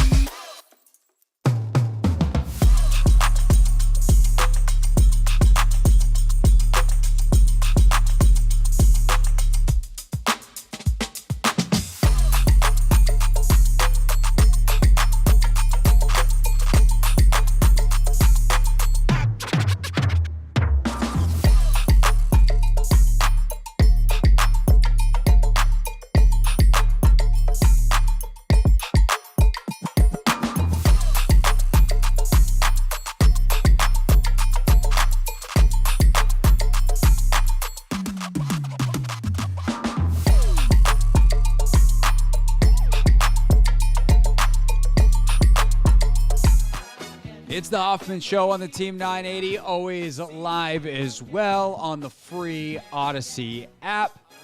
Wrapping up the show with real things real people said into real microphones. That's the part where you hit the button, Anthony. Is the computer getting in a fight with you again? Real things. Out time is 55-39. You know, the culture is actually damn good. All right. Oh, God. Why are we playing Karl Anthony Towns bites? This man's just... We have a lot more to choose from. I didn't get to write everything in them right now. Okay. What else we got besides Karl Anthony Towns saying more dumb stuff? Because I would like to listen to pretty much literally anything else. So Dennis Smith Jr. was asked how good the Nets can be defensively while he was out at NBA Summer League. Dennis Smith Jr. is on the Nets. This is what you got from me? Oh, no, Karl Anthony Towns. Dennis Smith Jr.? Yes. Okay. It's actually funny, though. Okay, let me hear Dennis Smith Jr. There's a whole bunch of guys that can play both ways. You know, I ain't really got to meet everybody on the team yet, like, all together, but I feel like I ain't even gonna make no bold claims because I know how y'all do it and why. But I think we could be a really, really good defensive team. You know what I'm saying? Like, we got all the pieces in place for it, and you know, I think coach is on board with that as well. So I'm looking forward to getting over there, everybody. That's funny. That was a good real things bite. I am gonna self-censor because I don't want to get in trouble with my coaches and have something splashed. I'm not gonna give you the quote. That's funny. That's good stuff. Do we have the Jerry West bite? So I literally just saw that, and it was on Instagram, but I know it needed to be bleeped. Okay. Tomorrow, Jerry West with just an all-timer. Do we have the tennis player talking about Harry Styles? Were these on Twitter? Yes. I sent you 3 things over the weekend. We have a long list. A long DM, and I did not see any of those. Yeah. I'm guessing we don't have Tristan Vukovic either? Nope. Okay. Man, let me tell you guys. Tomorrow's real things. Gonna be exceptional. Gonna be exceptional. Today, you're gonna get Karl Anthony Towns when people question if you can win with 3 bigs. For anyone that says in the modern game 3 bigs can't work, what's your message? Yeah, watch us. I love it. I don't. You don't think it'll work? Like, also, it's him, Gobert, and Naz Reid. like, LSU's finest. Is he? No. Shaq is. I was going to say, Jamar Chase, Joe Burrow would like a word. What that? Look, Karl Anthony Towns is a really good basketball player. Karl Anthony Towns has also won Jack Diddley-Poo in the NBA, despite being thought of for a long time as a very good basketball player. Karl Anthony Towns just isn't as good of a basketball player as he thinks he is. And his arrogance comes off very, very poorly for someone who has no accolades to back it up, which is sad because I like up until 2 months ago, I really liked Karl Anthony Towns. I thought he was typically pretty thoughtful. He's gotten in a couple of scraps over the years, and you're like, what? No one seems to like this guy. And then that's the thing is like sometimes when there's a guy who's got a reputation as no one really likes this guy, eventually you find out why. And I think it's because his bark is bigger than his bite, even though his bite is not nothing to mess with. What else we got, Anthony? We have Jerry West, actually. Oh, yeah. All right. This is an all-time Mount Rushmore Hall of Fame quote. Jerry West speaking at a panel over the weekend. That's who I am, but I was not afraid. And today, I was getting at the players that are drafted today, and everyone, competitive people, the word dog comes up a lot. That guy's a dog. I was a wolf, okay? I used to eat dogs. That dude was a bad, bad man. Non-Wilt Chamberlain, which, by the way, there's apparently a new Wilt documentary that's awesome. Richard Deitch said it's the best sports documentary he's seen in 2023. I'm excited to watch this on Showtime. But non-Wilt, non-Bill Russell, Jerry West is the best player of the first 30 years of he's the third best player of the first 30 years of the NBA. Maybe first 40 years, like pre-1980. I don't know if there's anybody in the 70s that played after him that was better. It's a bad, bad man, and he was so competitive. The Lakers Showtime series on Hulu, way overplays that. I think that what they do to him as a character is pretty disgusting, honestly. But, part of that comes from this insane competitiveness that Wes had. That's an all-timer. All right, we'll see you tomorrow on The Hoffman Show.